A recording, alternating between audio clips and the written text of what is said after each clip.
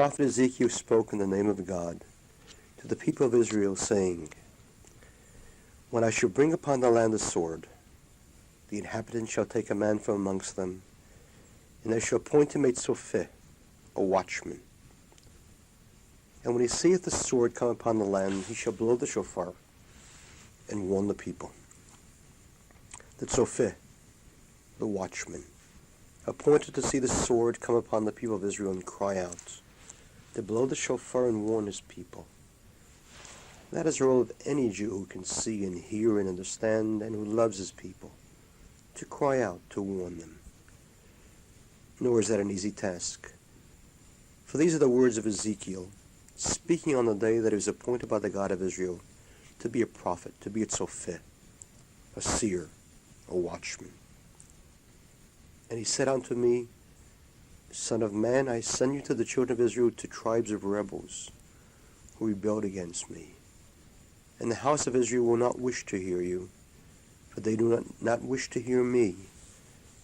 For all the house of Israel are brazen of face and hard of heart. My poor people, how difficult it is to cry out the truth, the difficult truth. The unpleasant truth, the bitter truth, the frightening truth. The truth so few wish to hear. The truth so many wish to avoid hearing, seeing, thinking about. What did the prophet Amos say? They hate him in the gate that rebuketh, and they abhor him that speaketh uprightly. How little has changed in 2,500 years. In 1938, a bare year before the terrible Holocaust swept over the Jews of Europe, Zev Jabotinsky, the greatest of the Zionist leaders, and a man defamed and shunned by the Jewish establishment, desperately sought a way to warn and convince Jews of the approaching tragedy. He wrote an essay in the form of a parable. Europe, he said, was a coach whose driver has fallen off and the horses are racing madly toward the precipice. Inside the coach sit passengers, oblivious to the danger, eating and drinking, laughing and living calmly, even as the horses race to death. And one passenger cries out to the others, Let us do something, let us stop the horses. And they continue as before, eating, drinking, living normally. And the coach that was Europe went over the precipice, taking with it its 6 million passengers. And so said the prophet Isaiah, For it is a rebellious people, children that desire not to hear the law of the Lord, which say to the seers, See not, and to the visionaries, and vision not unto us true things. Speak unto us smooth things, and vision delusions. But it is the obligation of the tzofeh, the watchman, and all of us, to be under the obligation to be watchmen for our people, to warn them. It is the obligation of the watchman to warn his people, and no matter what the price, no matter how they will attack and defame and hate, better to be pelted with stones than with dollars, but tell the truth for the sake of the Jewish people. And the truth is painful and bitter, but it remains the truth. And do not fear it no matter how painful it be. Let it be heard. It must be heard. For our lives are at stake, and those of our children. And there is so little time left to avert the terrible tragedy that is immutable unless we do that which we must as Jews. So let the truth be heard, and let us climb the mountain and grapple with the problems that threaten our very existence and overcome them, so that we can save our people, our beloved people, our poor people. Kach is the tzofeh, the watchman of our times. And the campaign of defamation, smears, and sheer lies that has been conducted by the Jewish establishment, aided in a remarkable degree by the general news media, against the Kach movement is a staggering one. It is difficult to plumb the depths of the hatred and the extent of the obsession with Kach. Nothing has been spared by the extremely wealthy and powerful Jewish establishment, again, aided by the news media, in portraying a viciously false and outrageous picture of the group. Millions of dollars in untold hours have been spent in this jihad, unholy war, to persuade the Jewish people that Kach is Jewish evil incarnate. And sad to say, the ordinary Jew who is in any event a captive victim of the news media and the Jewish institutions that control his Jewish life falls once again into the cynical trap. The cynical trap of cynical feudal Jewish leaders who look upon the Jewish community as their own personal fiefdoms, and whose hysterical hatred of Kach stems in great measure from their real fear that the truth spoken by Kach concerning the bankruptcy of Jewish leadership will be heard and believed by the hitherto docile Jewish community. And so ordinary Jews who have never heard a speech or read a book or any other piece of literature issued in the name of Kach have accepted the slanders and lies of the Jewish leaders. People who have been fed lies and libel have digested them and pronounced them truth. In the hands of the Jewish establishment and its power, the Jewish community turns into a pliable flock of sheep, accepting every lie stated by the temple rabbi and federation functionary concerning Kach. The Jews become a herd of donkeys, slavishly braying assent to the outrageous McCarthyite smears of the Jewish feudal barons. And of course, the real losers are those Jews themselves, the ones for whom Kach was created to save. For unwilling to be honest and open and fair and objective, they allow the Jewish establishment to outrageously ban Kach from speaking in temples, at Jewish national organizational conferences, and from appearing on numerous television and radio programs. Temples and Jewish groups who eagerly invite moderate PLO Arabs to speak, and black anti-Semitic politicians to dialogue, refuse to even share a forum with Kach. Jewish establishment groups have pressured radio and TV stations not to allow me to appear as a guest on their shows. They have pressured hotels to cancel contracts to rent halls to Kach. They have refused to allow Kach to join any of the umbrella Jewish groups or to participate in community affairs. They brought pressure on the British and Canadian governments not to allow me, even when I was a Knesset member, to enter the country. There has been a joint effort by Israel and the United States to take away my U.S. citizenship, despite the fact that so many other Knesset members over the years never were so threatened. Incredible. And it is even worse in Israel, a land in which democracy is a sometime thing. Looking back on the events since Kach was elected to Knesset in 1984, one is overwhelmed by the sheer hate and trampling of basic rights.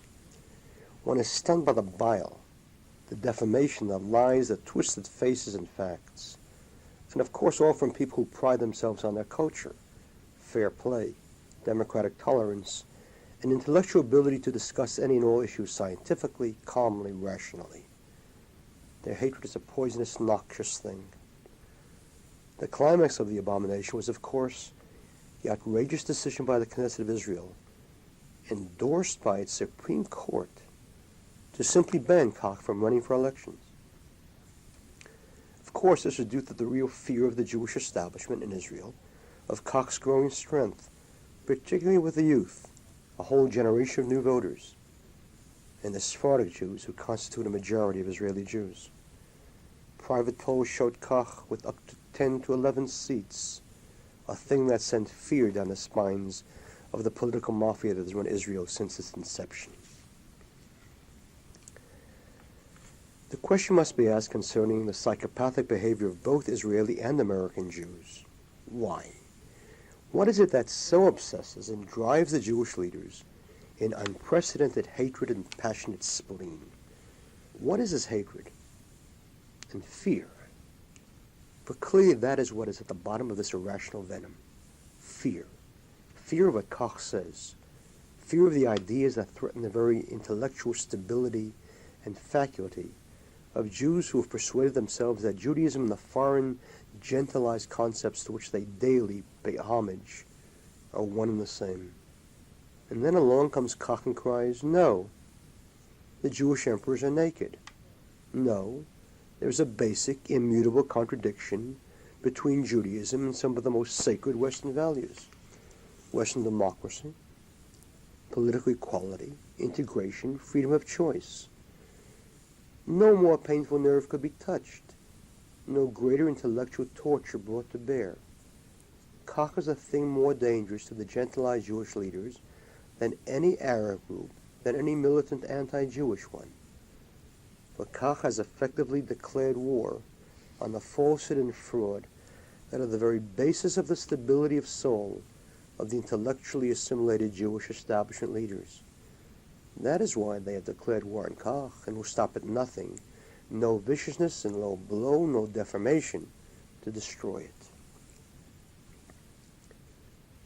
Defamation is the last refuge of non-thinkers. Those who cannot debate must sink to defame. And when all the means of communication and all the trappings of power are in the hands of the Jewish establishment, why then the Jewish community and every Jew in it become captives, become prisoners, and hostages of the mind and heart. But the Jew has a right, indeed an obligation, to see, to hear, to think, and to decide for himself or herself whether Kach is right or wrong.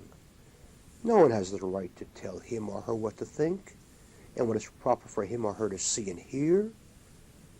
And that is why I speak to you, to allow you to hear what Kach really says, and above all, why it says it, to allow you to think and to ask yourselves, is this really madness? Is this really racism? Why is my Templar organization not prepared to allow the Kach leader to speak or debate? Could it be that what Kach says is true? Could it be that Kach really possesses the authentic Jewish idea? For there is an authentic Jewish idea that has been corrupted and perverted over the centuries of exile. And Kach is the carrier of that authentic Jewish idea that is at such odds with the Western gentilized concepts that have been embraced by Jewish leaders. It is time long overdue that we return to that idea, that we know what it is. And if we know that, then we will know too what Kach really is.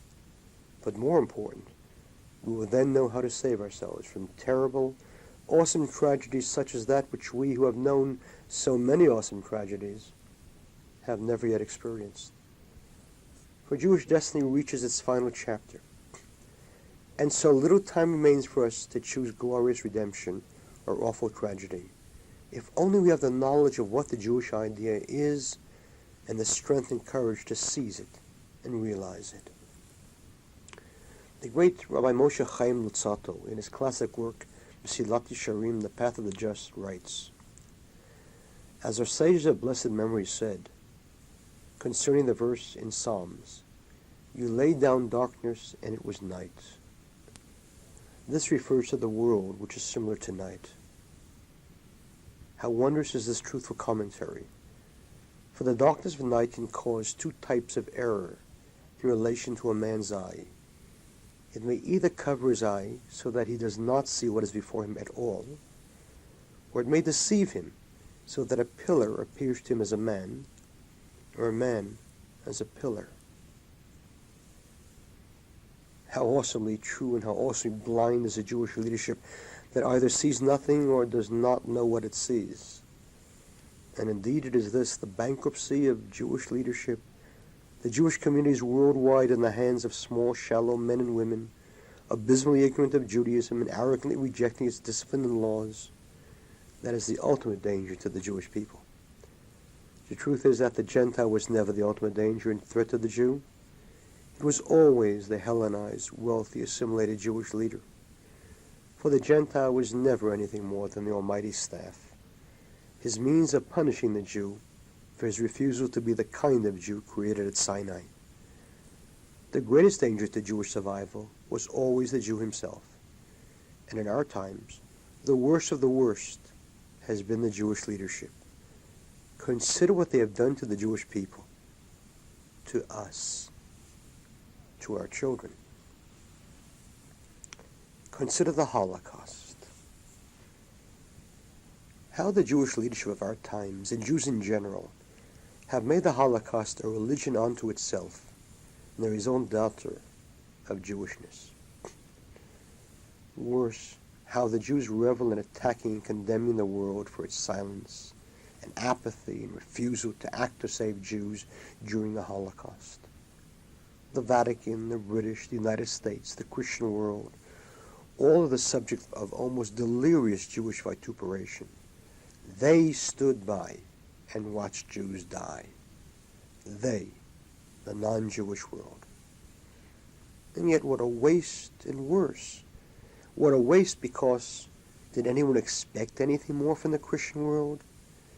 If Christians do not do for the Christians in Lebanon, who were massacred by Muslims, are we shocked and angry that they did nothing for Jews? Whom are we condemning? Those from whom we never could have expected action? Did we really expect them to help Jews? Or the real culprits, the ones from whom we had every right to expect outrage and anger and action and sacrifice on behalf of the Jews threatened with the Holocaust, the Jews of the free world. They, the Jewish establishment leaders of the free world, who knew as early as 1942 of the extermination and who did nothing, are the real culprits, the silent partners in the Holocaust. The Jewish organizations, the B'nai B'rith, the American Jewish Committee, the American Jewish Congress, all the rest. The Jewish federations, the national local Jewish leaders, the Reform and Conservative temple rabbis, all those who 20 years later were marching and protesting and being arrested for blacks and civil rights and lettuce and grapes in Vietnam. All those who were nowhere to be seen or heard when the issue was not human rights, but Jewish lives. 12,000 Jewish lives, Jews murdered daily. All those who marched in Jackson, Mississippi, and who broke the law in Selma, Alabama, but never blocked the streets of Washington to shout, "Bomb Auschwitz." For make no mistake, there was a way to have saved hundreds of thousands of Jews, if not more. The Jews who were exterminated in the camps did not arrive there as if by magic. They had to be transported from all over Europe by railroad. And the Jews trapped in Hitler's Europe pleaded with the Jewish leaders of the free world. Bomb the railroad lines and the bridges over which the freight trains ride. If you cripple them for a day, you can save thousands. For a week, you can save tens of thousands. Shake the world. Shake the world. The Jewish establishment shook nothing. They were obscenely fearful of demonstrating and breaking the law and shaking the world, for they feared anti-Semitism that would affect them. Had the Jewish leaders and Jewish organizations led 100,000 Jews to the White House and sat on the streets blocking traffic, they would have been arrested. But world headlines would have cried out the next day, "Jews arrested, demand bombing of death camps." And they would have been bombed. But the Jewish leaders did nothing of the kind. They feared that this would lead to anti-Semitism that would threaten them. The Jewish establishment, the Jewish leaders, they are the ultimate culprits, the criminals of silence. They were the ones who should have, more than any Gentile, shaken the world, and they did not. The scarlet letter, the mark of Cain, will never leave them. These are our leaders. And the worst indictment of them all, the destruction of the young Jew. There's a Holocaust taking place today in the Jewish world, a spiritual Holocaust that sees Jewish youth destroyed and cut away from its people as surely as if they had been eliminated in the gases of Auschwitz. Assimilation and intermarriage and sheer alienation and disinterest in being Jewish, and vicious attacks on Israel and Zionism by Jews, these make up the cancer that is raging within the Jewish body politic. And again, it is the Jewish leadership that has been the culprit, that is the culprit, the criminal, the spiritual murderer, the destroyer of the young Jew. It is a Jewish leadership that long ago cut its ties with authentic Judaism, with exclusive Judaism, with the Judaism of difference and separation, that yearned to mingle and mix and integrate with the Gentiles, and that plotted to make the Jewish community as un-Jewish and as similar to Gentiles as possible. It is a Jewish leadership whose wealth and position made it strive to go beyond being a player on the narrow Jewish stage and dream of prancing on the national or even international one. All this for the shepherds meant making assimilation and integration and the lessening of the Jewish profile a fundamental part of their plan for their sheep. And so they became the most fanatical bearers of the banner of the melting pot. For the Hellenized Jewish establishment, the melting pot became the Holy Grail. It was the 11th commandment, thou shalt melt. It was imperative that Jews and all people mixed and melted in order that there would be as little difference as possible and hopefully none that mattered. That was the surest guarantee of the end of anti-Semitism.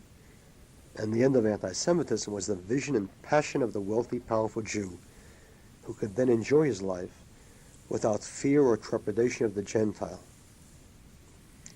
Of course, the logical conclusion of the imperative melt is dissolve.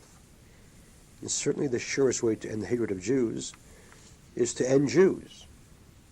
And the melting pot went a long way toward that. Part of the process of melting was the unilateral Jewish shattering of the barriers between Jew and Gentile that had been the only things that preserved Jews throughout the centuries of exile. Now anything that kept Jews separate, that made them different, became the target of the establishment crusade. Not only were synagogues turned into temples and centers, with the accompanying change in service that made them into the kind of house of worship in which any Christian could feel at home, but the yeshiva, the religious school, which was the heart of the Jewish people, became anathema. The federations and welfare funds, the communal treasure houses that were run by the feudal barons, set down as policy to give nothing or as close to that as possible to the despised yeshiva. The very concept of the yeshiva, the parochial school, was dangerous to the assimilated ignoramuses of the Jewish establishment. For what would the sight of a child in the yarmulke do to a Gentile in a wealthy, exclusive neighborhood into which the established Jew had finally managed to arrive? Parochialism, separateness, exclusiveness were concepts that were ruthlessly fought and rooted out, and the yeshivas were deliberately starved in an effort to have them closed down. On the other hand, there was the public school. That became the apple of the Jewish establishment's eye. Jewish parents were told, urged, pushed, implored, send your child to public school so that he or she can meet all kinds. The sheepish Jew listened to the shepherds. He sent his child to meet all kinds. And when they brought them home, the parents shrieked, where did you meet him? Where did you meet her?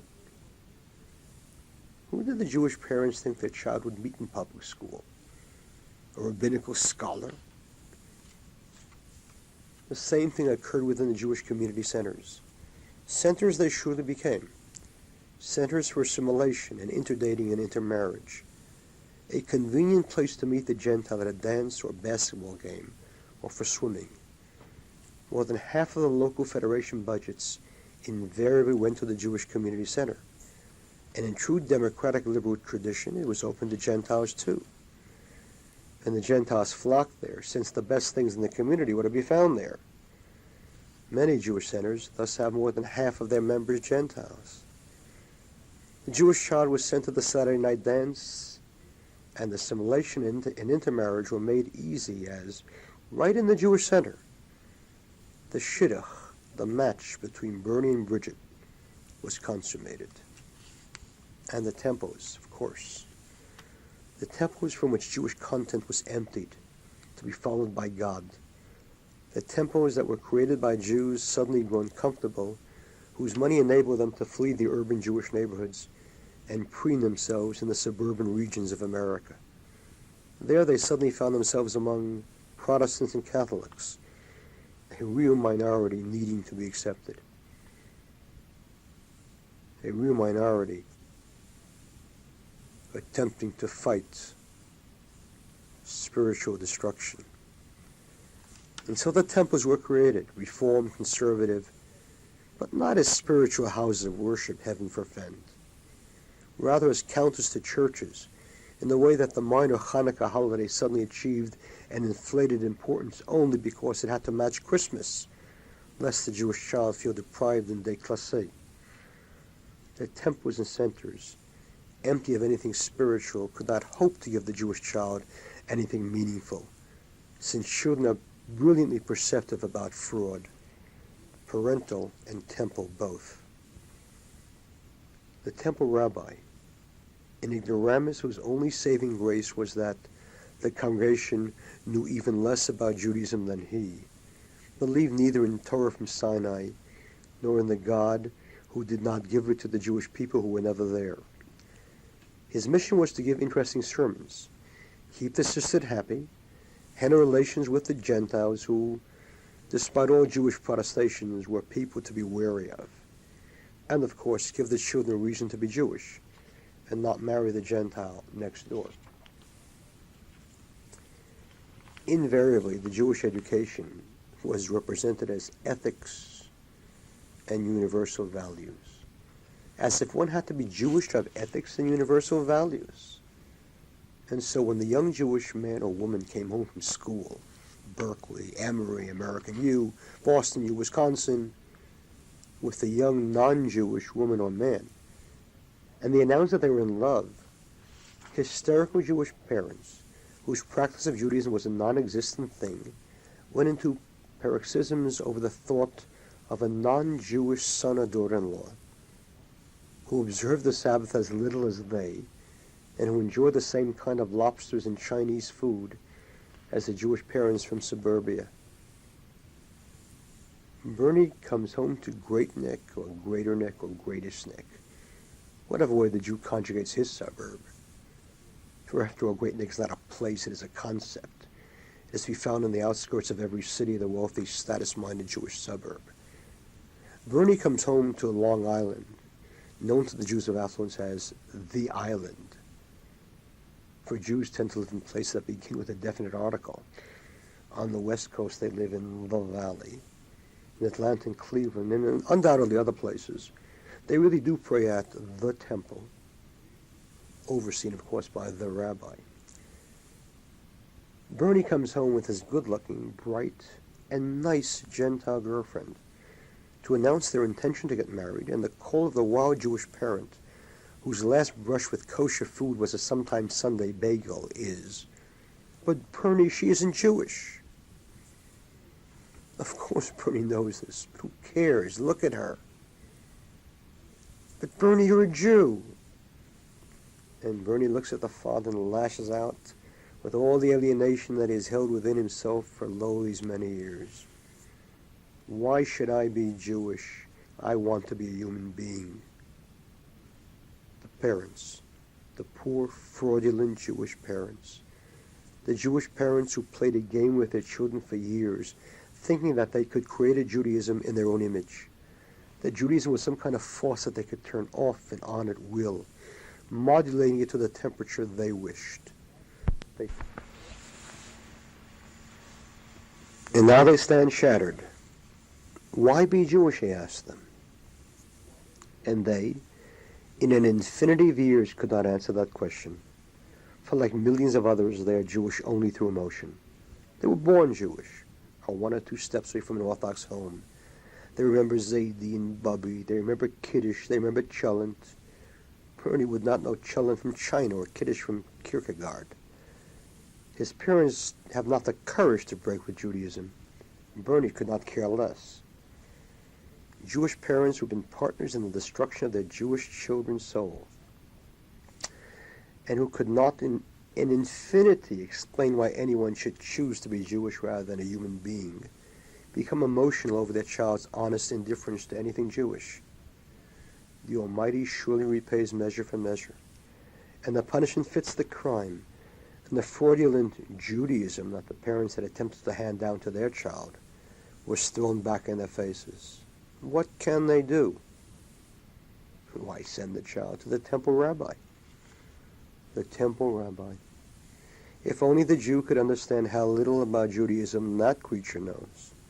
The temple rabbi, the ignoramus who secretly agonizes over his own lack of belief in a Judaism to which he has to pay lip service each Sabbath, lest he lose his $100,000 salary, not counting weddings, unveilings, bar mitzvahs, all in cash.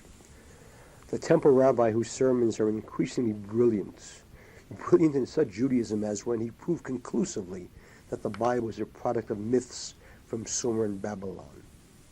The Rabbi,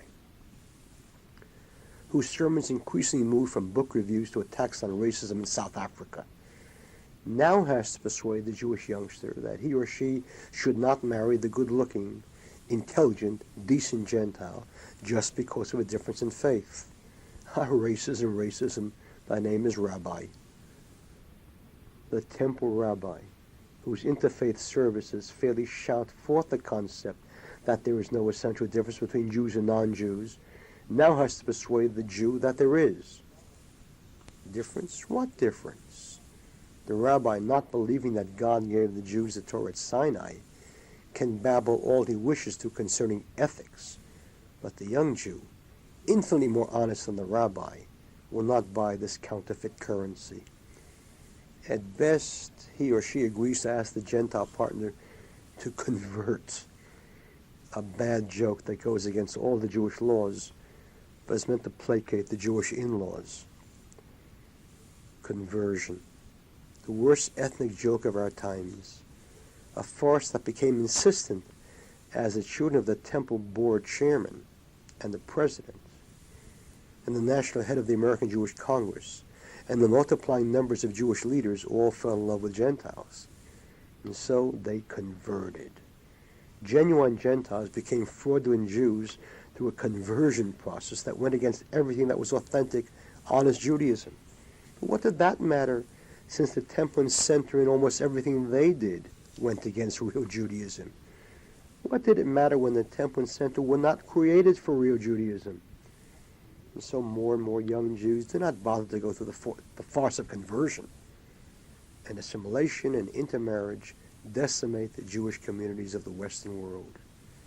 And shall we mention Jewish abortions, so supported by the liberal temples and rabbis, and Jewish community groups? And shall we speak of the refusal of Jewish women to have children or more than one? Jewish sympathy for all the tragedies of the world. They see the dangers of overpopulation in Pakistan, so Jewish women decide not to have babies. The Jewish establishment, they destroyed our children as Jews. They gave them emptiness and dross and shallowness and told them it was Judaism. No wonder the children fled in disinterest, and if sensitive and perceptive, in disgust and contempt. Indeed, God was last seen fleeing from the fraudulent Judaism that the unholy Trinity, the Jewish establishment, the temple rabbis, and the parents had created. The young Jew turned his back and his mind on this grotesque caricature of real Judaism. He gave it the back of his mind and went off to find other things to fill his spirit and mind. The Jewish establishment leaders drove him and her away. They are the ones who are responsible for the children of Israel, rejecting their fathers of old and their Father in heaven. The empty, ignorant, fat, and wealthy Hellenists who controlled the Jewish communities lied to them. The temple rabbis defrauded them, and in the end, they all lost them. The young Jew turns to drugs and to Zen and to Trotsky. The young Jew fights for everyone's human rights, including those of the Palestinians, but not for his own Jewish people. The young Jew is so disturbed that he worships the Korean moon, and then turns to the ultimate madness, praying to a Jesus in whose name his Jewish grandfather was massacred. The young Jew turns to everything and to nothing. Indeed, the largest of all the Jewish youth groups is not Jews for Arafat or Jews for Jesus or Jews for Trotsky, but Jews for nothing, the lost Jewish youngster destroyed by his own leaders. The Western Jewish communities are disaster areas, deserts, wastelands barren of anything meaningfully Jewish. They're the ultimate products of the shepherds, the fat and wealthy shepherds of the Jewish establishment, who, in the words of the prophet Ezekiel, woe unto the shepherds of Israel that do feed themselves. Should not the shepherds feed the flock? Ye eat the fat, and ye clothe you with wool, ye kill them that are fed, but ye feed not the flock. The shepherds of the Jewish communities, the unelected shepherds, the feudal barons who control the money and the power, and no one elected them. They sit at the public Jewish trough, these autocrats of Hellenism, and throw Jewish money at nonsense at best, or projects that are non-Jewish and anti-Jewish. Jewish public funds go for Arabs of Israel, who are the bitter enemies of the Jewish state and people. Is this what a Jew wishes his money to go to? Indeed, Federation funds go to groups such as the American Jewish Congress or the American Jewish Committee, groups that so often take stands that are a disaster for Jews. Why must Jews support them? They are private groups that should raise their own money. Jewish Federation funds go for all manner of un-Jewish and anti-Jewish causes, not the least of which is the Jewish Community Center mentioned above. Jewish monies go for Jewish causes that should never be supported. The wealthy, arrogant Jewish establishment, the powerful men who run the Jewish community, and the little pipe-smoking functionaries, the executive directors, who eagerly do their bidding for salaries that are outrageously high and all from the Jewish charity chest. And then there is Jew hatred. The Jewish establishment that destroys the Jew spiritually and physically. It ignores with contempt any suggestion that Jew hatred in the U.S. or in the West is a serious thing. Having a vested interest due to wealth and position in not wishing to believe that Jew hatred could erupt and destroy the Jews, they refuse to believe it, and worse, they silence and defame those who attempt to warn against it. But the truth is that Jew hatred is a real thing, a terribly real danger to the Jews of the West. It is so serious, so real, so pervasive, that when it erupts, it could lead, God forbid, to the kinds of horrors we beheld in Europe. And the Jewish feudal barons react in contempt. But this is not Germany. America's not Germany. Let us not be paranoid. Well, it appears to me that a Jewish people that has suffered from everyone as we have has the right, perhaps the obligation, to be paranoid. And it seems that paranoid Jews might live longer. But more to the point, of course America is not Germany. But neither was Germany until Hitler. To maintain that Germany was always a land of Hitlerism and the Gestapo is to betray an appalling lack of historical knowledge or a cynical desire to pervert facts. Germany before Hitler was a land in which Jews not only lived well, but one they loved well. They loved it with a passion and patriotism that few American Jews possess. There were no German Jews. They called themselves German of the Mosaic faith. They were Germans, good Germans, loyal Germans, above all Germans. They were embarrassed by the Eastern Jews from Poland and Russia, those they contemptuously called Ostjuden, Eastern Jews, the primitive ones with their long beards and longer black coats. They sought to separate themselves from them, for they were Germans. Anti-Semitism in Germany? If any Jew would have been asked in the 1920s, 10 years before Hitler took power, which was the most anti-Semitic of peoples, would even one have replied the Germans? Never. He would have mentioned the Poles, the Slovaks, the Austrians, the Ukrainians, the Lithuanians, the Hungarians, the Romanians, all, but never the Germans. For the Jews, they were the best. They were the hope. They were the paragons of civilization and culture. It could never have happened in Germany. Germany already had a Jewish foreign minister in 1922, Walter Rathenau. That was fully 50 years before the United States had its first Jewish Secretary of State. And that was only because he fled Germany. German Jews assimilated and converted and intermarried freely. They were Germans. And it could never happen in Germany. After all, Germany was not Poland. But it did happen. Not because Germans were different, a racist concept used by so many liberal Jewish establishment Jews to attempt to poo-poo any thought of a Holocaust in the United States. Germans were not and are not different from others, and that is the tragedy. If they were, we could read more easily, but they are not. They're the same as all human beings, and they became beasts. That is the horror of it. For if it happened to them, it can happen to anyone. It happened because Germany was struck by an awesome economic disaster that destroyed wealth and jobs and, above all, hope. People were terrified. People were desperate. And so they turned to a monster who promised them the one thing people need: hope. The ordinary people supported the Nazis through fear and desperation. And within a decade, Hitler was in power, as the economic and social collapse of Germany led to the breakdown of all moral values. And the Jewish establishment says it cannot happen here in America or the West.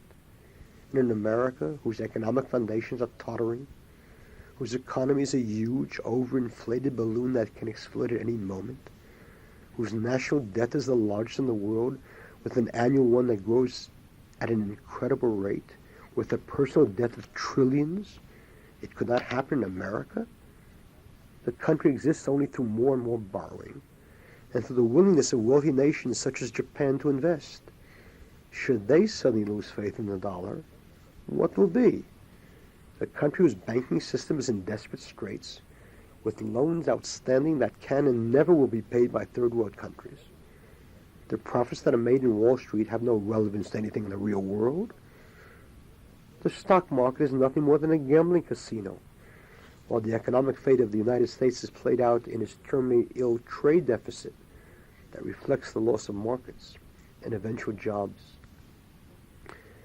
Should the economy really collapse, taking with it millions of jobs, driving tens of millions of the middle class into the lower class, and wiping out the fortunes of half of America, what will be the reaction? What will be the reaction of an America that, unlike the Depression days, sees a large majority of its citizens who have grown wealthy or truly comfortable, who take the good life for granted, who look upon what were once considered luxuries as basic necessities? People who have always been poor need not go into frenzies when they become poorer. But those who had wealth and comfort and have grown used to them and now stand to lose them will go insane with fear, anger, and frustration. They, just as the Germans, will follow anyone. The target, the scapegoat, will be the Jew, not the blacks, as so many Jews merely attempt to comfort themselves. Nonsense. The haters blame Jews for everything, including blacks. It will be the Jew who will be blamed. He is the one who is so ostentatiously obvious. He is the one against whom they rage with jealousy. He is the one they hate. What tragedy that the Jewish establishment leaders, the pathetic temple rabbis, for all their assimilation, live in their own little ghettos. Stone walls do not a ghetto make. Some of the best are gilded ones in the suburbs. The establishment Jews do not have the slightest idea of what Gentiles really think about Jews. For the kinds of Gentiles they meet are of the genteel kind, the aristocrats with whom they sup at dinners and banquets of the National Conference of Christians and Jews, or some anti-defamation league nonsense. There they sit in black ties and white smiles, exchanging jokes and compliments and plaques. This year your plaque, next year mine. Does anyone in his right mind believe that at such functions Jews will hear what Gentiles really think? There is only one place to hear that, and that is the neighborhood bar, the working class bar. There is where one hears America singing. If a Jewish leader would be compelled to go to such a bar nightly for a week, he would learn what Gentiles really think of Jews. As the whiskey goes in, he would hear what comes out: the jealousy, the envy, the hate for the Jew. Jews own this and that, they control the country, they run America for their own interests and for Israel. And that is when times are good. But the establishment Jew does not go there because he does not want to go there. He does not want to hear the things that will force him to consider the thought of losing all that is good and comfortable and meaningful in his life. So he does not go there, and he lies to himself. But worse, far worse, he lies to all other Jews. He insists on going down the road to doom and taking the sheep with him. Like some modern-day Jeroboam, he sins and causes others to sin, and God forbid, to perish. and their cold, clammy hand reached out beyond their own communities. Destroying their own Jews, they now seek more victims. The liberal and leftist Jewish leaders and intellectuals who condemn Israel for its persecution of the Palestinians. The temple rabbis whose pathological problems with their own Jewishness could make a fascinating dissertation in abnormal psychology. Join with the other spiritually disturbed Jews, actors who peck away at Jewish survival, novelists who feed us the grapes of wrath, professors and artists whose self-hatred and self-contempt drive them to suicide, but not before they take us all with them. The Jewish lemmings of the world happily leaping over the cliff but insisting that Israel and its Jews join them. The wealthy pulpit rabbis living in Westchester and Los Angeles, joining with the actors of Beverly Hills and the intellectuals of the ivory tower to tell Israel to gamble on peace. The former SDS and other leftist types who, in their anarchy of mind and soul, have gone from left to drugs to Judaism, and whose minds remain the same muddle of madness. They appear on the news media and place large, expensive advertisements to condemn Israel, to place the blame for the Arab 70-year-old plan to massacre Jews on the Jews themselves. The establishment Jews fly into Israel, always with return tickets, to warn the government that it cannot expect unconditional backing of the Jews of comfort unless it makes painful concessions. And then they return to the comfort of their not-so-painful suburbs, far, far away from the rocks and Molotov cocktails and knives and hatchets and bombs. The Jewish leaders, the destroyers, and the Jew. The victim. Victim of a Jewish establishment that controls so much of the life of a Jew, what he reads, what he hears, and through this, what he thinks. The Jewish victim, but the saddest of all possible victims. The one who does not even realize he is a victim. No wonder they hate Kahane and Kach. They hate them because they fear them. And they fear them because they know that on the day that the Jewish community is able to listen and think and hear the voices that cry the truths, then the naked emperors will be cast out as the longest parliament of them all, with the ghost of Jewish Cromwell shouting after them, in the name of God, go. And in Israel. In the Jewish state, a dream of ages becomes a nightmare. For 2,000 years, the Jew had a dream. No matter where he lived in the exile, Morocco, Poland, Yemen, Russia, Iraq, Galicia, the Jew dreamed the greatest of all possible dreams, that of Shivat Zion, the return to Zion. The Jew of the exile, of humiliation, of fear, of terror, of pogroms and death, dreamed that someday he would go up from the fear and terror and humiliation and degradation, that a day would come when he, the Jew, would come home to his land, would have a state of his own, would exchange fear and terror and humiliation for sovereignty and pride and strength. A state in which never again would the Jew fear for his life or dread walking anywhere in his land. A Jewish state, the dream of generations. And so today, we have a Jewish state. Through God's mercies and Jewish sacrifice, there exists today a sovereign state of Israel. The dream. The dream. There is no fear in the state of Israel. There is no humiliation. There is no terror. There is no gnawing sense of foreboding of what will be. Months and months, a year, more. 2 years, more of an Arab uprising. And the army of Israel that was able to smash Arab armies, nations, that won a war in 6 days, is unable to put an end to rioting by Arab women and children. They attack the soldiers with stones, with firebombs, unafraid, taunting, cursing, hating. And the soldiers of Israel stand in frustration, hobbled by insane orders, grafted by confused politicians who are themselves ideologically bewildered and guilt-ridden, unsure of the justice of their own cause and fearful of world reaction. The soldiers' hands are tied by insane limitations on their freedom to act in self-defense.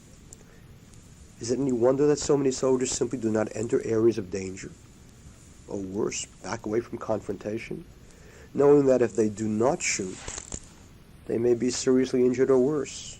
And if they do, they may be court-martialed, as so many of the finest elite soldiers have already been. And as the Arabs see the soldiers back away, and as they do see that army policy is to allow them more and more to do whatever they wish in their own villages, should it surprise us that they grow bolder and more confident, attacking soldiers and vehicles almost with impunity? Is it surprising that little autonomous Palestine states are springing up daily in various Arab villages, where one can see PLO flags flying boldly from minarets, and private armies of youths training openly with hatchets and swords? And is there anyone who should be shocked as more and more Jews are attacked as they drive along highways in the liberated areas, as well as on roads inside the state of Israel itself? And that is the greatest tragedy of them all. A Jewish state that rose to free the Jew from terror and fear. And today, in the Jewish state that so arose, there is terror, there is fear. Jews are afraid in their own land. In Jerusalem, the capital of Israel, the Jewish holy city, Jews are attacked daily with stones and firebombs. Hundreds of Jewish cars are torched. Jews are murdered in cold blood by Arabs who are unafraid. Jewish automobiles and buses are regularly attacked, with Jews injured daily. Jews fear to go into the old city of Jerusalem through the Arab section. Rare are those who enter through Shar Shechem, Damascus Gate. In Jaffa, buses are routinely attacked. Jaffa is not in the occupied territories. It is the home of Israeli Arabs. Our Arabs. Our loyal Arabs. In the northern Israeli city of Akko, Jews are physically attacked and less dare to go into the old city there. Jews flee the city. Akko is a part of the state of Israel. Automobiles driving along the Wadi Ara highway are targets of Molotov cocktails and rocks. The number of Jewish automobiles using the highway has dropped by fully 50%. Wadi Ara is not in the occupied territories. It is in the heartland of Israel, running between the cities of Hadar and Afula. In the Galilee, Israeli Arabs attack Jews. A grenade is thrown at a police vehicle. Police arrest Arabs of Israel as members of terrorist groups. Soldiers are attacked as they hitch rides. Attacked, kidnapped, murdered. Women soldiers are forbidden to hitch rides, and men are strictly limited.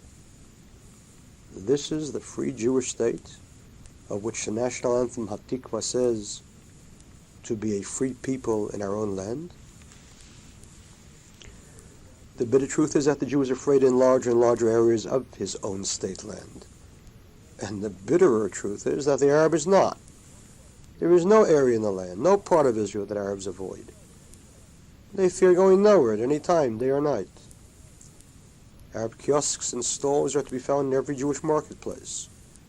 There are no Jewish marketplaces in Gaza or any other Arab town or city in any of the liberated areas. There are no Jewish marketplaces in any Arab village in Israel itself. The Arabs would never allow it.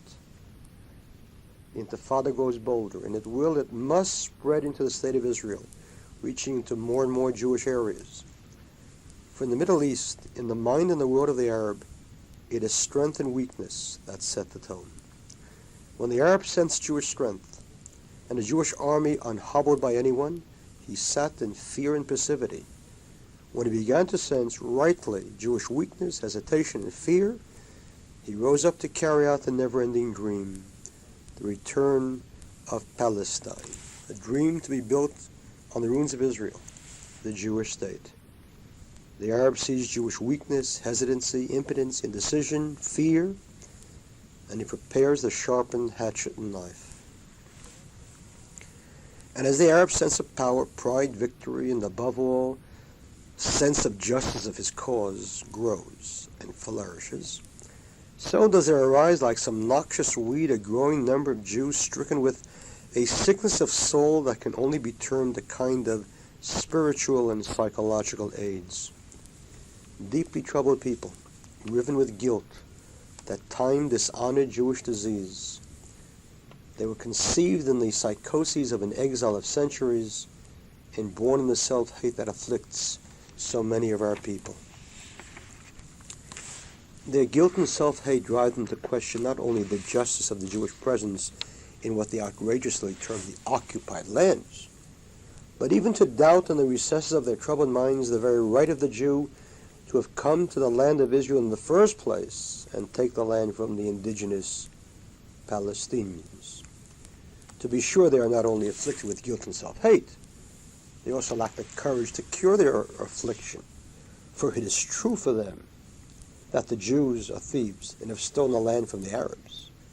If that is true, then is not the moral solution for the leftists to stand up and give back his kibbutz, give it back to the poor Arabs? Of course that is a normal step for someone who considers himself a thief and whose conscience has been stricken. But not only does the Jewish leftist and liberal in Israel suffer from a disease-ridden soul of guilt, he also lacks the courage to act on it by returning his so-called stolen land. They wallowed with the leftists and self-proclaiming moralists in this vomit of guilt, their self-hate growing in proportion to the lack of moral courage. And so, in desperate effort to win a crumb of Arab forgiveness and to somehow soothe their own tortured souls, they are compelled to support the Arab position on every issue. They become trumpets of shrill criticism and attack on the state of Israel, on the army of Israel, on the people of Israel, on themselves. They do not shrink from the obscenity of comparing the policy of the Jewish state with those of the most abhorrent, despicable, evil regimes and creatures to ever walk and rule the world. The Nazis of cursed memory. It is beyond the pale of this foul, indecent, lewd comparison. The disgust one feels is compounded immeasurably by the fact that those who spew forth such obscenities are Jews. They not only pervert and twist and corrupt the truth, but they cheapen and trivialize the uniqueness and incomparability of the Holocaust. The comparison is a testimony, a testament, a burning indictment of the sickness of their souls. And the irony is, all those on the right, all the nationalists who called Kach Nazis and who also participated in a foul, indecent, lewd comparison are today angry over the fact that they are called Nazis, that they are the victims of a foul, indecent, lewd comparison. But the left and liberals continue. They march for the poor Palestinians. They bleed and weep for the Palestinians. They demand homeland for the poor Palestinians. They refuse to do army service beyond the Green Line in the land of the poor Palestinians. Their fellow lemmings of Mosaic persuasion, liberal and leftist Jews of the United States and other lands of the West, join with them to meet with Arafat and other leaders of the poor Palestinians. The poor Palestinians, innocent victims of Israeli aggression. The poor Palestinians who seek only peace in their own state, who seek only what was taken from them by Israel in 1967. And that, of course, is the obstacle today to peace, the occupied lands of 1967. That is what blocks peace and tranquility in the Middle East, the occupied lands of 1967. How wonderful it must have been in 1966. How much peace and brotherhood must have reigned just one day, 1 year before Israel took the occupied lands. When all the lands, when all the territories that the poor Palestinians and their even poorer Jewish liberal left allies point to as the cause of war and hatred were in the hands of the Arabs, how peaceful it was. 2 weeks before the Six-Day War began in 1967, all the lands, Judea, Samaria, Gaza, the Golan, East Jerusalem, were in Arab hands. And in every Arab city and town, in every Arab capital, the mobs hysterically cheered and marched and shouted, Itbach al-Yahud, slaughter the Jew, Israel into the sea. What was happening? Why did the poor Palestinians prepare for war and slaughter in 1967 2 weeks before the Six-Day War was because of the occupied lands which Israel took during the Six-Day War. And in 1947, the United Nations proposed a partition plan which would have created a tiny, almost absurd Jewish state, and an Arab one that not only included all that the poor Palestinians claim that they want today, but also such areas as the Western Galilee, and what are such present-day Israeli cities as Akko, Nariya, Carmiel, Yafo, Ramle, Lida, Beersheva, Ashdod, Ashkelon. They could have had a state that might have been called, for want of a better name, Palestine. Who rejected the plan out of hand? Who went to war vowing to destroy the tiny, not yet born Jewish state, and in the process killed 6,000 Jews, fully 1% of the entire Jewish population of that time, if not poor Palestinians and their Arab brethren? And why? Could the attempt to wipe out Israel in 1947 have been because of the occupied lands of 1967? And between the years 1936 and 1938, no less than 510 Jewish men, women, and children were murdered by Arab mobs in 3 years of pogroms. What was troubling the Arabs then, when there was not even a Jewish state in existence? Could the pogroms of 1936 and 1937 have been the cause of Arab anger over the occupied lands of 1967? And in 1929, when the Arabs massacred 67 Jews in one day in Hebron, and nearly 20 others in Safed, could it have been because of their fury over the occupied lands of 1967? Hardly. And one would pity the very sick leftists and liberals of Mosaic persuasion if they were not so dangerous. It is not the occupied territories of 1967 that trouble the Arabs, but the occupied lands of every part of what they call Palestine. All of Israel is occupied as far as the poor Palestinians are concerned. All of it is Palestine as far as the poor Palestinians are concerned. The very troubled Jews who march for them bury the reality of the horrors committed by the poor Palestinians against the Jews. If we ever gave them the opportunity, then the horrors and massacres that we have seen all too often in Lebanon and in other Arab states would be our lot too. Coexistence with them? They cannot coexist with themselves. See Beirut. Coexistence in Beirut. Sunni Muslims, Shiites, Druze, Christians, Amal, Hezbollah, each one massacres the other. But of course we will coexist with them because we have so much in common. How do we know what they would do? Because we know what they did. We know the names. We remember the horrors of Jews massacred, raped, horribly tortured by the poor Palestinian mobs in Hebron and Jaffa and Safed and the other settlements in the 1920s and 1930s. But the Jewish lemmings of guilt and self-hate have learned nothing and remember less. They're the greatest weapon that the poor Palestinians have in their jihad to destroy the Jew in his state. The Jewish liberals and leftists babble about moderate Arabs. Indeed, they have honed insanity to a fine art, as they now create the moderate terrorist, who presumably murders Jews moderately. In the minds of the Jewish lemmings, a King Hussein becomes a moderate. The same Hussein who daily swears by the beard of the Prophet that there will never be peace unless Israel returns the occupied lands of 1967, including East Jerusalem. Hussein the moderate. And who had the occupied lands of 1967, including East Jerusalem, until one day before the Six-Day War? Of course it was Hussein the moderate. And when one has East Jerusalem and goes to war, would it be logical to conclude that he might have wanted West Jerusalem, and West Tel Aviv, and West Haifa, and all of Israel? Moderates. Moderates? There are no Arab moderates. There are only clever Arabs and stupid ones. The stupid ones say exactly what they mean, eliminate Israel. The clever ones, and more are becoming so, mean exactly the same thing, but they are clever. After defeats in 4 wars and numerous clashes, they have learned the secret. Say nice, moderate things about guilt-ridden Jews, and they will love you. They will throw money at you in the Sinai, and hopefully the occupied lands. There are no Arab moderates, and one salutes in awe the ability of Arafat, the arch-murderer, to persuade the Jews of Lemmingism of his change of heart, of his moderation.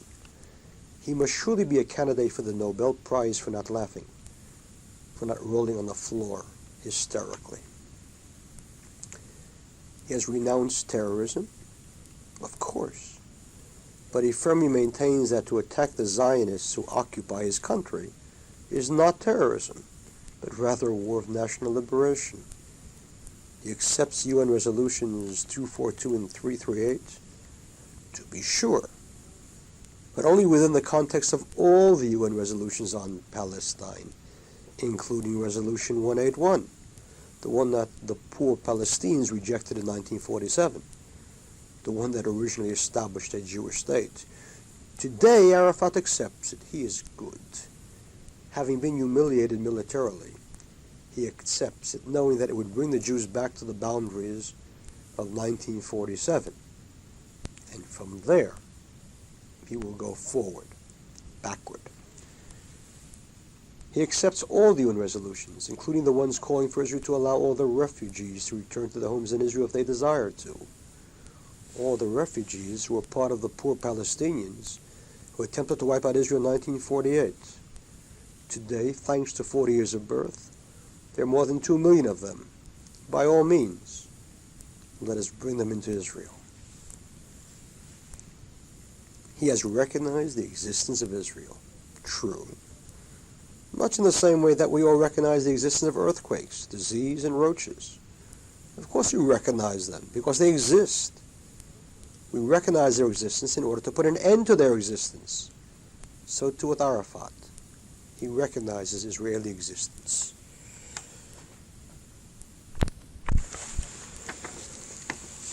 Arafat, the PLO, the Palestinians, the Arab states.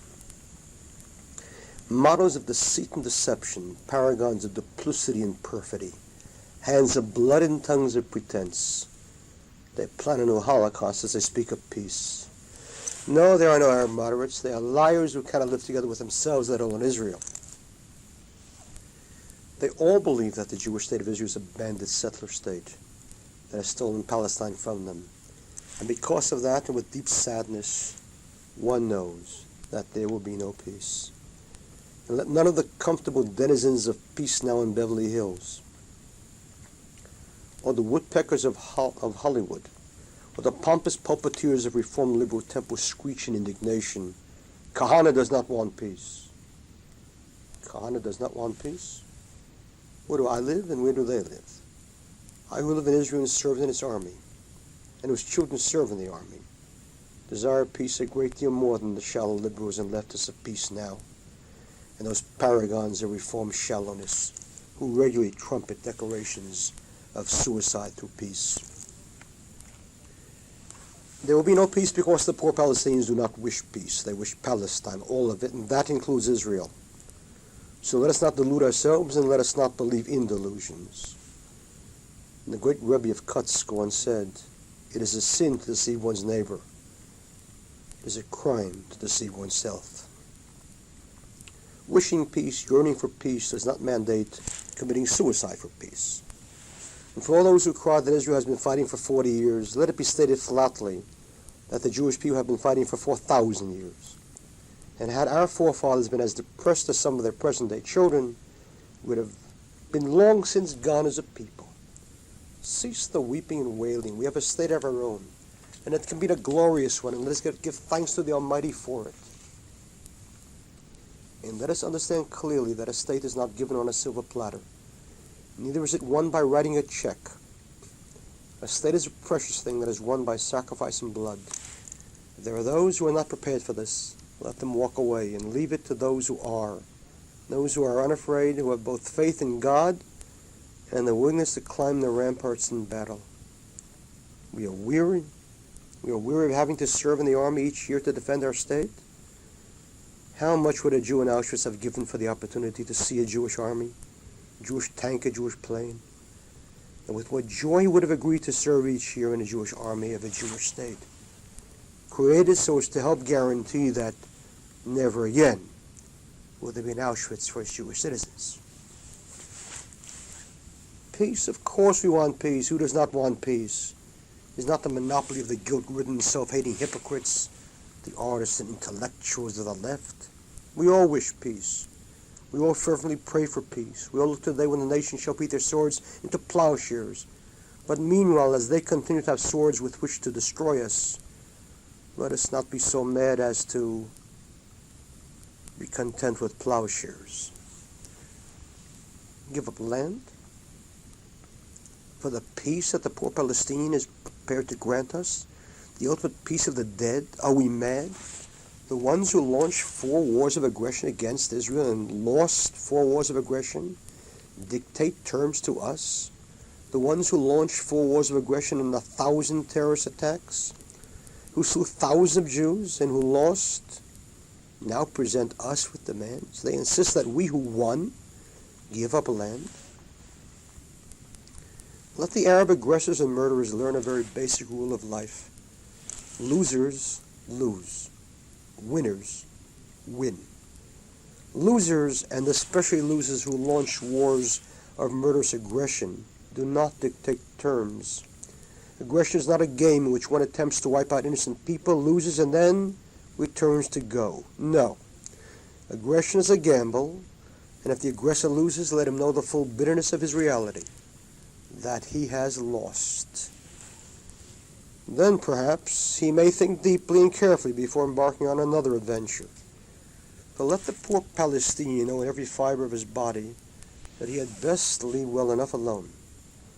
Let him accept a peace that will see him establish a state of his own in Jordan if he can do it.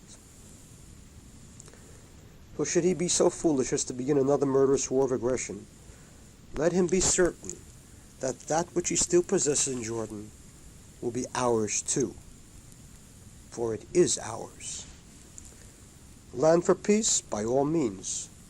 The Jews who are the victims of countless efforts to destroy them, and who are the rightful owners, will keep the land, and be prepared to graciously give the murderous Arabs all the peace they wish. Above all, no guilt. What causes a Jewish people that has suffered thousands of dead and tens of thousands wounded and maimed at the hands of the Arabs fail to understand that they are a cruel and implacable enemy bent on destroying Israel and decimating the Jews? What causes Jews who see the brutality and treachery and viciousness with which Arabs massacre each other refuse to see what our fate would be if we would be so mad as to give them the slightest opportunity to do to us what they dream to do to us? Above all, what makes a Jewish people that has only one land and has returned to that land to feel guilty over it and to accept the myth of Palestine and the Palestinian people? There is no Palestinian people and there is no Palestine. There is not and never was, and please God, there will never be. Where did the name Palestine arise? What is its origin? Learn and do not forget. It was the Roman Emperor Hadrian, after crushing the revolt of Bar Kokhba, the leader of the Jews had lived in the land, their land, for centuries during 2 separate kingdoms, who originated the name. Hadrian, furious at the Jewish revolt, resolved to erase every memory and trace of the Jews in their state. And so he changed the name of the state from Judea to Palestina, after the Philistines. From Palestina came the name Palestine, a corruption of a fraud. There never existed a Palestinian people to give the land their name. For in every normal case, it is the existing people that gives the land its name. The Franks called it France, the Angles, England, the Germanic tribes, Germany. The people gave the land the name. Only in this mad farce does a Roman foreigner come into the land of the Jews, drives them out, changes the name of the country arbitrarily, and then the newly named land creates a people by that name. it is only semi-humorous to consider what might have been had Hadrian not changed the name but kept it. Judea. Judea would have remained, and down through the ages to this day the land would have been called Judea. In that case, the Jews presumably would now be fighting the Judean terrorists and the Judean people. And had he changed the name to Disneyland, we would now be fighting the... Enough. There is no Palestine and certainly no Palestinian people. They are Arabs. And even that is highly questionable, since that appellation should be limited to the real ones, those in the Arabian Peninsula. But if they insist upon being Arabs, let them live happily or not in any or some or all of the 22 countries that call themselves Arab. Let them live with their brothers and sisters and cousins in their 22 states. Jews do not have 22 states. Jews do not have 2 states. Jews have only 1 state, but that is theirs in its entirety, without insane giving up of land and without guilt for refusing to be insane. As with everything else, it is not the Arab who is the source of the tragedy. As with every other problem in Israel, it is not the Arab, but the Jew. If Jews were normal, if Jews were Jewish, there would be no Arab problem. The Arab uprising and world sympathy for it is due directly to the insanity of every Israeli government since 1967, including and especially those of the Likud, of Begin and Shamir.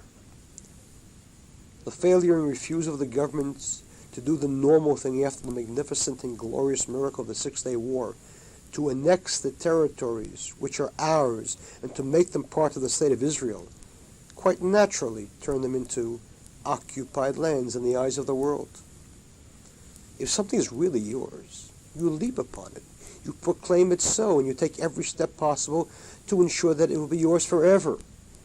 If you do not do that, then your pious speeches about ownership will be met with doubt and disbelief.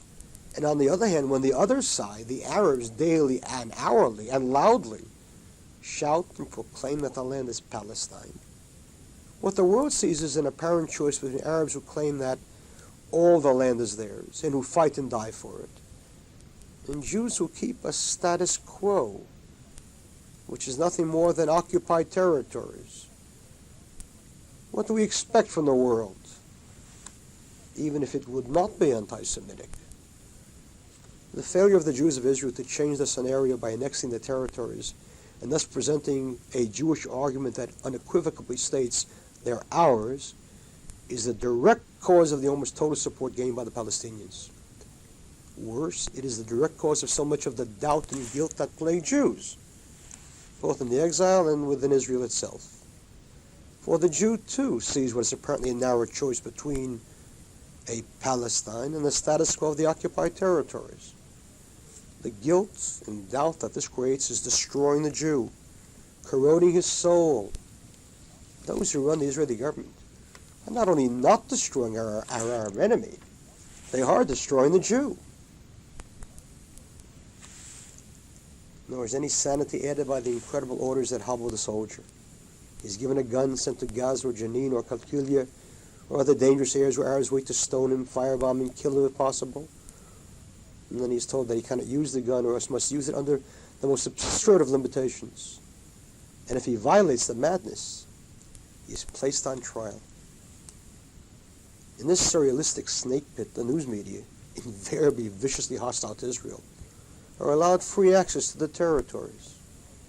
Not only does the very sight of a camera guarantee Arab violence against the soldiers, but the soldier is inhibited and prevented from behaving normally by the fact that the news media enemy is watching and recording. And the Israeli news media, dominated by the worst and sickest of the left, daily destroy the morale of the soldier by its attacks and defamation of the security forces. The fact that Israel TV and radio are both state-owned, and the government allows them to destroy the morale of the soldiers, is merely one more part in the puzzle that is titled, What Happened to Jewish Normality? Alongside the left and liberal lemmings, whose program of territorial concessions is a blueprint for suicide, stands a Likud party in leadership whose boldest decision for years was the one not to decide. By this, they brought Israel to its present tragedy, and now we can already see the beginning of the retreat from both principle and survival. Any plan for elections in the territories is one that will guarantee a PLO victory. For once and for all, let us put an end to the lies and the myths and the evasions of the right. The PLO does represent the Palestinians.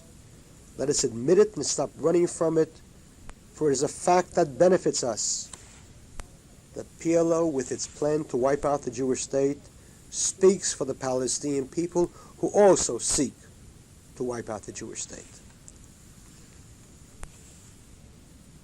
Any new elections will guarantee not only a PLO victory, but much more. It will give the Palestinians a freely elected hierarchy that will tell Israel, you held the election, you allowed it, and we won, and we support the PLO. The elections will be the first step in an Israeli recognition of the political legitimacy of the Palestinians. It will be a move to real autonomy, and heaven will yet judge Begin and the Likud for the insanity of Camp David that not only gave Egypt a landmass far greater than that of Israel and the territories combined, that brought Israeli troops back from positions 70 miles from Cairo to 60 miles from Tel Aviv.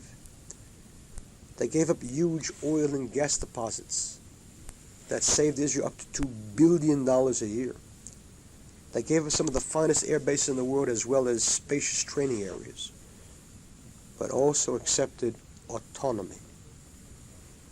All but Begin and those like him understand that autonomy is a recognition of the legitimate status of the Palestinians, that autonomy is but one small step from independence. Israel, on the one hand, is a left liberal circus with its plan for suicidal concessions, suicide now. On the other is the hapless nationalist camp that has no program, that reacts to everything rather than acting, that slowly gives into pressure and prepares to compromise. And of course, every Jew who is murdered in the land is murdered not only by the Arab who wields a knife or gun or rock. He is murdered by the silent partner, the Jewish leadership that allowed the intolerable situation to continue by refusing to take the necessary steps to save Jewish lives. Concerning the law in the Torah that, upon finding a murdered Jew whose murderer is unknown, the elders of the nearest town must come to the site of the murder and proclaim, our hands did not shed this blood. The rabbis ask, does anyone then suspect the elders of having shed this blood? Of course not. What the elders mean is that we did everything possible to ensure that the murdered Jew would be safe and not endangered. Can the Israeli government truly say that? Can it stand up before heaven and its own Jewish citizens and proclaim that it did everything possible to save Jewish lives? Of course not. They are partners to the murder of Jews. For decades, beginning with the left that controlled the Jewish community in the land before the state came into being, there was a vicious attack on Jewish normality. In the 1930s, as Arabs massacred Jews almost daily, and more than 500 Jews were buried in pogroms, the official policy of the official Zionist leadership was a mad thing called havlaga, self-restraint. The Arabs murdered Jews, and Jews were told to restrain themselves, for Jews were better. Better, but better. Jews did not sink to their level. They sank 6 feet below. It took a young religious Jew named David Raziel, the commander of the fledgling Irgun Tzvai Leumi, to teach the Arabs and Jews a Jewish lesson. He rejected with contempt the gentilized concept of havlaga and raised the traditional Jewish banner of, if one comes to slay you, slay him first. He and his followers retaliated for Jewish blood by planting bombs in Arab population centers of Jerusalem, Jaffa, and Haifa, sowing terror in the hearts of the people of terror, the Arabs who sought Jewish blood. The same Palestinians who today still dream of Jewish blood, and who understand one thing only: power. The power that places the fear of God and the Jew in them. Yes, this is the Arab mentality. This is the Middle East. In Peoria, one sits down over coffee and cake and solves all problems. But the Middle East is not the Middle West.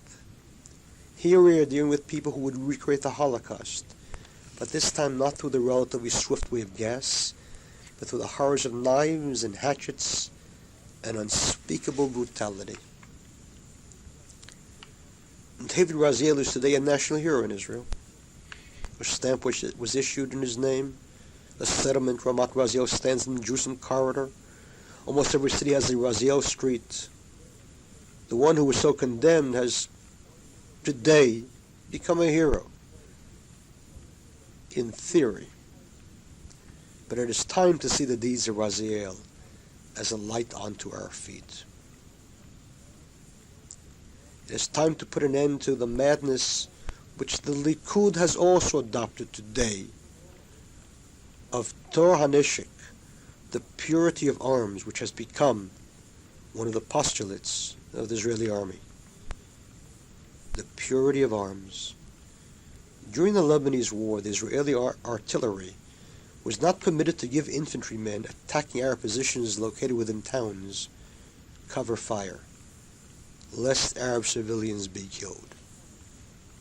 Do you know how many Jewish soldiers died because of that criminal, murderous order by the Likud government's army?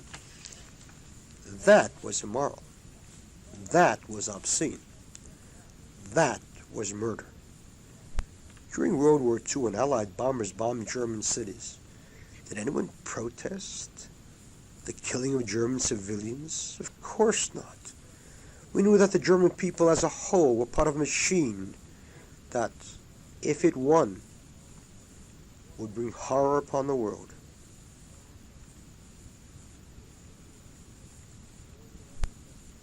All the Arabs of Lebanon are not worth the life of one Jewish soldier, and a normal Jew demands that his commanding officer first care for his life, and not that of his enemy, man, woman, or child.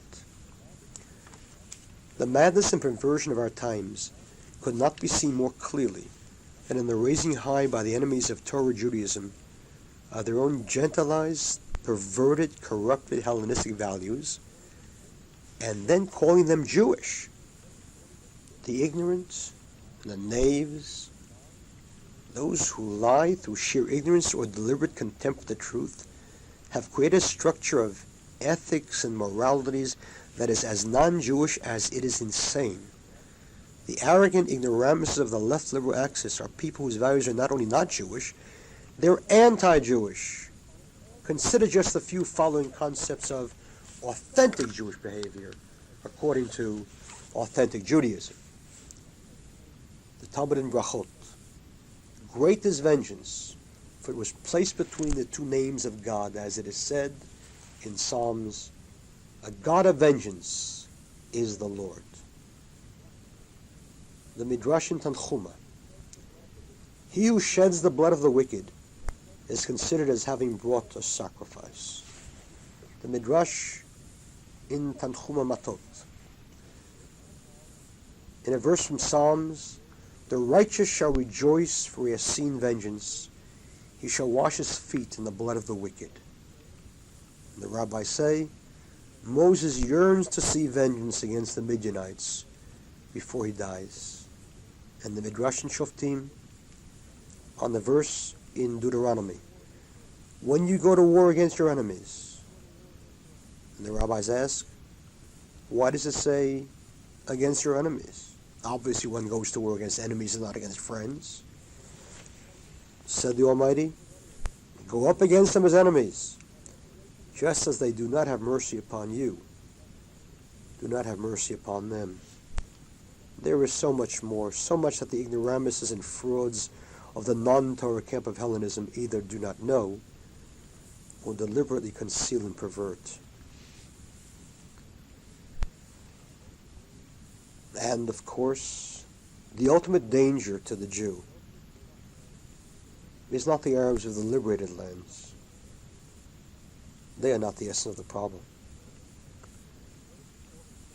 For those who call themselves Palestinians are not to be found only in the territories. More than 750,000 of them live within the state of Israel, the Jewish state itself. They are the Arabs of Israel who see themselves as Palestinians, who identify with the Palestinian people, who hate Israel and who see it as a robber alien state that sits on a large part of what to them is really Palestine. They are the real threat, because they pose not only a real physical danger to the Jewish state, in which they live, in which they hate, but an even more basic threat, an ideological danger for a gentilized Jewish state, for a Hebrew-speaking Portugal, Sweden, United States, and for a Jewish people in Israel that is a product of confusion, admixture, and intellectual anarchy. The Arabs of Israel are the reality of the worst nightmare imaginable for the Hellenized and secular Jews of Israel in the world. They exemplify the immutable contradiction between Zionism and a Jewish state on the one hand, and Western democracy and political equality on the other. The Arabs of Israel represent the most terrible threat to the intellectual stability of the Western modern Jew, who so desperately created the myth in which he so desperately needed to believe. The myth that Judaism and democracy, Jewishness and Western values are the same, are compatible, walk hand in hand. Of course, that is nonsense. And Judaism and the very concept of a Jewish state differ radically, totally from Western civilization's concept of democracy with its absolute political equality for all, regardless of religion or national background. And of course, that is horrible and a nightmare for the Western Jew. For if it is true that there's a contradiction here, then he must choose, and that is too unbearable. If it is true, then his life has been one huge intellectual lie, and that is anguish too awful to contemplate. Sad, but it changes nothing. The truth remains, there is a basic substantive contradiction between Judaism and Western culture, in entire areas of major ideas. And most specifically, there is an unbridgeable conflict, an utter contradiction between Zionism per se, be it of the most secular or leftist kind, and Western democracy. Modern-day Zionism arose in order to create a Jewish state. And a Jewish state was the dream of a people that had suffered unspeakable horrors and persecution as a minority in every land, and who now sought to cast off the role, no longer a minority but a majority. The Jew no longer trusted the Gentile. He no longer sought tolerance for himself as a minority. He wished to be majority in his own land. That is Zionism. That is the concept of a Jewish state. A state in which the Jew will always control his own destiny, will always be the captain of his own ship. And that can only be when and if the Jew is the majority. And so Zionism demands a permanent Jewish majority. But that is not Western democracy. Western democracy is based on the concept of the equality of all people, with the right of one person to one vote regardless of his ethnic, national, or religious origin.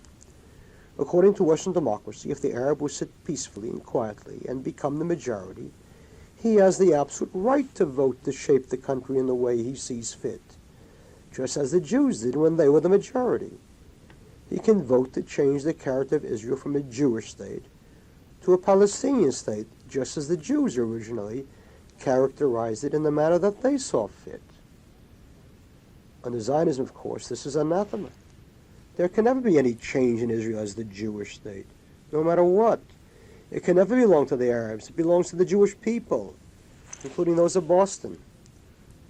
Is there a contradiction between Zionism, Judaism, and a Jewish state on the one hand, and Western democracy and equality for all people on the other? Of course. And it is that terrible contradiction, which can never be solved, that drives the schizophrenic Jew into spiritual agony and mental torture.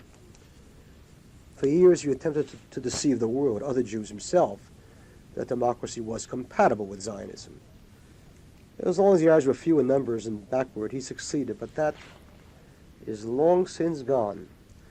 The Arab birth rate today is enormous. The mad Jew pays from national insurance for each Arab baby born until the age of 18.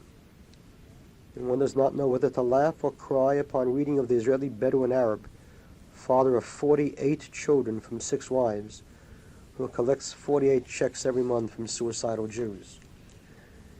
Meanwhile, Jews have 30,000 abortions a year. And in general, secular Jews have less children than required to regenerate the population. The average in North Tel Aviv's liberal Ashkenazi area being, as the joke goes, 1.5 dogs to each child.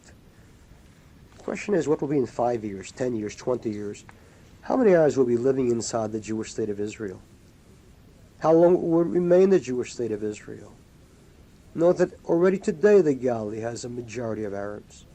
And what a hypocrisy of a Knesset of Israel that cries racism at Kahane, even as it nervously passes a law to attempt to Judaize the Galilee. When one travels in the Western Galilee, is an area that is more than 70% Arab. When one travels on the Akar Safed Road, except for Carmiel, there is not one sizable Jewish settlement. The Western Galilee is Palestine. Indeed, northern Israel, touching on Lebanon and Syria, is Israel's budding Northern Ireland. And what of the Triangle? Just behind the Israeli coastal plain, where live nearly 2/3 of Israel's Jews, lies the Triangle. Just 10 kilometers from the coast, behind such Jewish cities as Petach Tikva and Kfar Saba, in Ra'anana, in Netanya, and Herzliya, lies a total Arab mass. Towns and cities, Arab towns and cities. Bakal Garbiya, Taiba, Tira, Kafar Qasim, the Wadi Ara area with the city of Fahim, where the fundamentalist Muslims hold sway. More than 200,000 Israeli Arabs controlling the hinterland of the Israeli coastline. They sit and wait. They sit and hate. And so the fraud of the frenetic liberal left axis, give up the territory so that we can have a Jewish Israel. Aside from the obvious questions of this racist liberal left, in a democratic humanist mind, what is the difference if the Arabs or Jews are the majority? There's also the fraud that is blatant. Assuming that we do give up Judea, Samaria, Gaza, what does that gain us, 20 years? By then the Galilee and the Triangle will pose the same demographic threat as the territories do today. What shall we do then? Give up the Galilee, the Triangle? Shall we be left with the Jewish state on both sides of Tel Aviv's Yarkon River? The Arabs of Israel wait, give birth, and hate. Let us once and for all end the nonsense of the myth of the good Arab. Let us end the contempt of the Jew for the Arab that lies in the very question, but are there no good Arabs? How much contempt and shallowness lie in that absurd question? Are there no good Arabs? Of course there are good Arabs. They're all good Arabs. The problem with liberal and leftist Jews is that they have not the slightest idea what a good Arab is. A good Arab is exactly like a good Jew. A good Jew is one who believes that Israel belongs to the Jewish people. Now you know what a good Arab is. Yes, one who believes that it belongs to the Arab people. Why is the liberal Jew so obtuse? Clearly because he is too terrified to want to see the truth. For years we deceived ourselves. For years Jews would raise money at breakfast, luncheons, dinners, suppers by listening to some UJ or JNF functionary or perhaps even an Israeli cabinet minister proclaim, "We came to the land, found the desert, and turned it into a garden." And Jews choked up and wrote checks in honor of the Chalutzim, the pioneers, and others who drained the swamps and cleared the wasteland. But if one were to attempt to tell that to an Arab, the latter would surely reply, "True, we took a desert, we turned it into a garden, but it was my desert, and now it is your garden." How unpleasant. How unsettling to all UJA and Hadassah supporters, and how agonizing to even semi-thinkers, but true. For years, the contempt of Jewish leftists and liberals for Arabs was stupefying. The myth of the happy Israeli Arab. So much better off than the Arabs of Iraq or Egypt. We have given them electricity and indoor toilets, and now they sit happily, grateful, loving us. What contempt for the Arab. Is there one person with a shred of respect for himself who believes that Arabs would trade their national pride for electricity or indoor toilets? Not by bread alone does the Arab live. He is proud. He's a nationalist. And he believes that Jews are thieves who stole his land. Is there one normal Jew who believes that there is even one Israeli Arab who enjoys living in a state that is called the Jewish state? The number of Arabs who enjoy that is exactly equal to the number of Jews who would enjoy it if America ever became a Christian state. Is there anyone who believes that the Israeli Arab looks on the Israeli law of return that gives only Jews the automatic right to enter Israel and acquire citizenship as anything more than a racist law? Indeed, what do Jews who despise Meir Kahane's racism think of it? More, if David Ben-Gurion had not created the law in 1950, and I would have presented to the Knesset as a bill, what would they have called me? Surely what they call me. And the hypocrisy is gross. Is there even one Arab who enjoys singing his national anthem, Hatikva, with the words, "The soul of a Jew yearning"? How this speaks to him. And when it concludes with the words, "the hope of 2,000 years," does the Arab break down and weep and remember how his ancestors waited 2,000 years for the Jews to come home? Or does Hatikva mean the dream, and it was certainly that for the Jews? But for the Arab, it was a nightmare.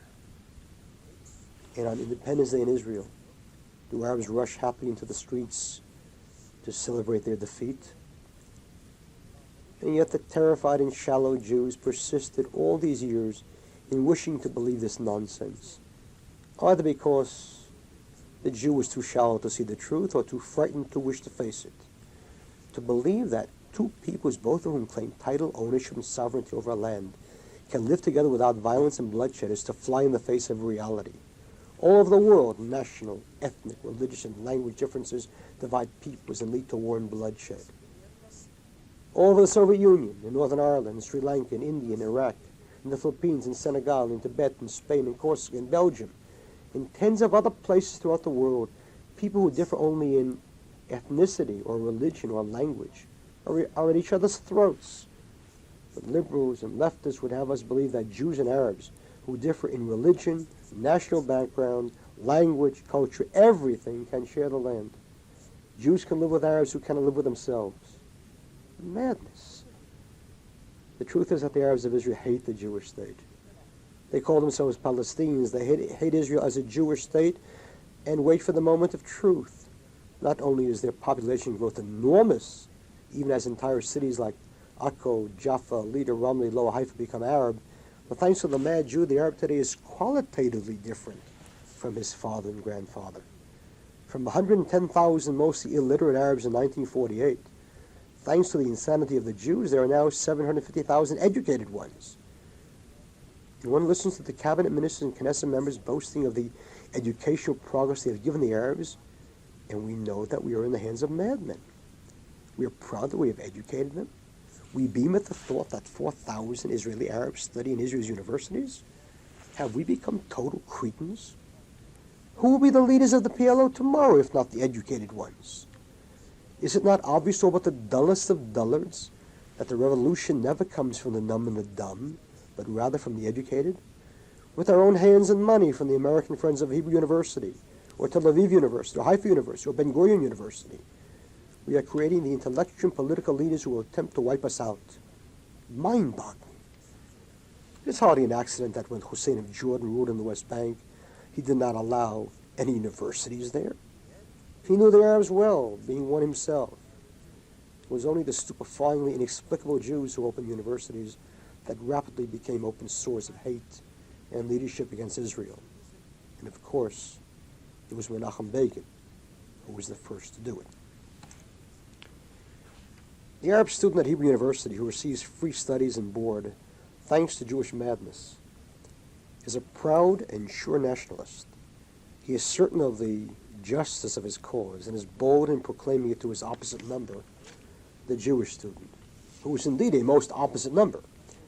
As opposed to the Arab's certainty and pride, the secular Israeli student on campus is unsure, riddled with doubts and guilt, afraid of the Arab and of himself. But just as they allowed a new generation of proud and sure Arabs to arise, thus did the bankrupt Jewish leaders of Israel, through their own shallow and barren secular Zionism, inevitably create a young Israeli Jewish generation so lost and barren of identity, so lacking any real ties to his or her past, that as sure as night follows day, he and she lost any knowledge and understanding of the Jewish future.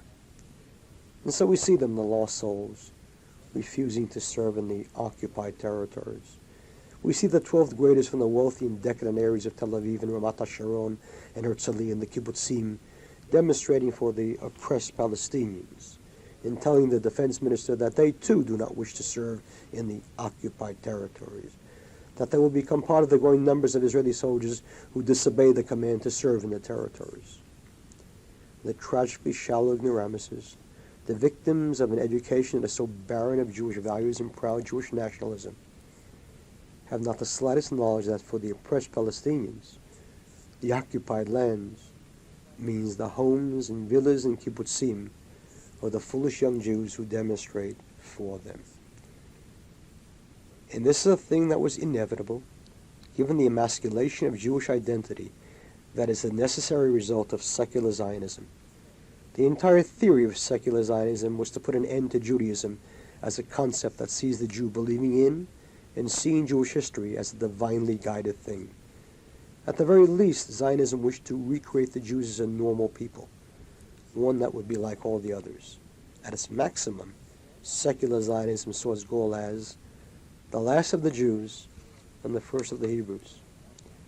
Not many had the foresight to understand that the leveling of the Jew and the doing away of any meaningful difference between him and the Gentile would lead to the questioning of the entire concept of and need for a Jewish state. Not many saw that if the religious base of the Jewish claim to the land was taken away, then the young Jew who would be born in this secular, gentilized environment would have great difficulties explaining to anybody, especially himself, why he, the Jew, had a right to come to a land inhabited by a majority of Gentiles and take it for himself.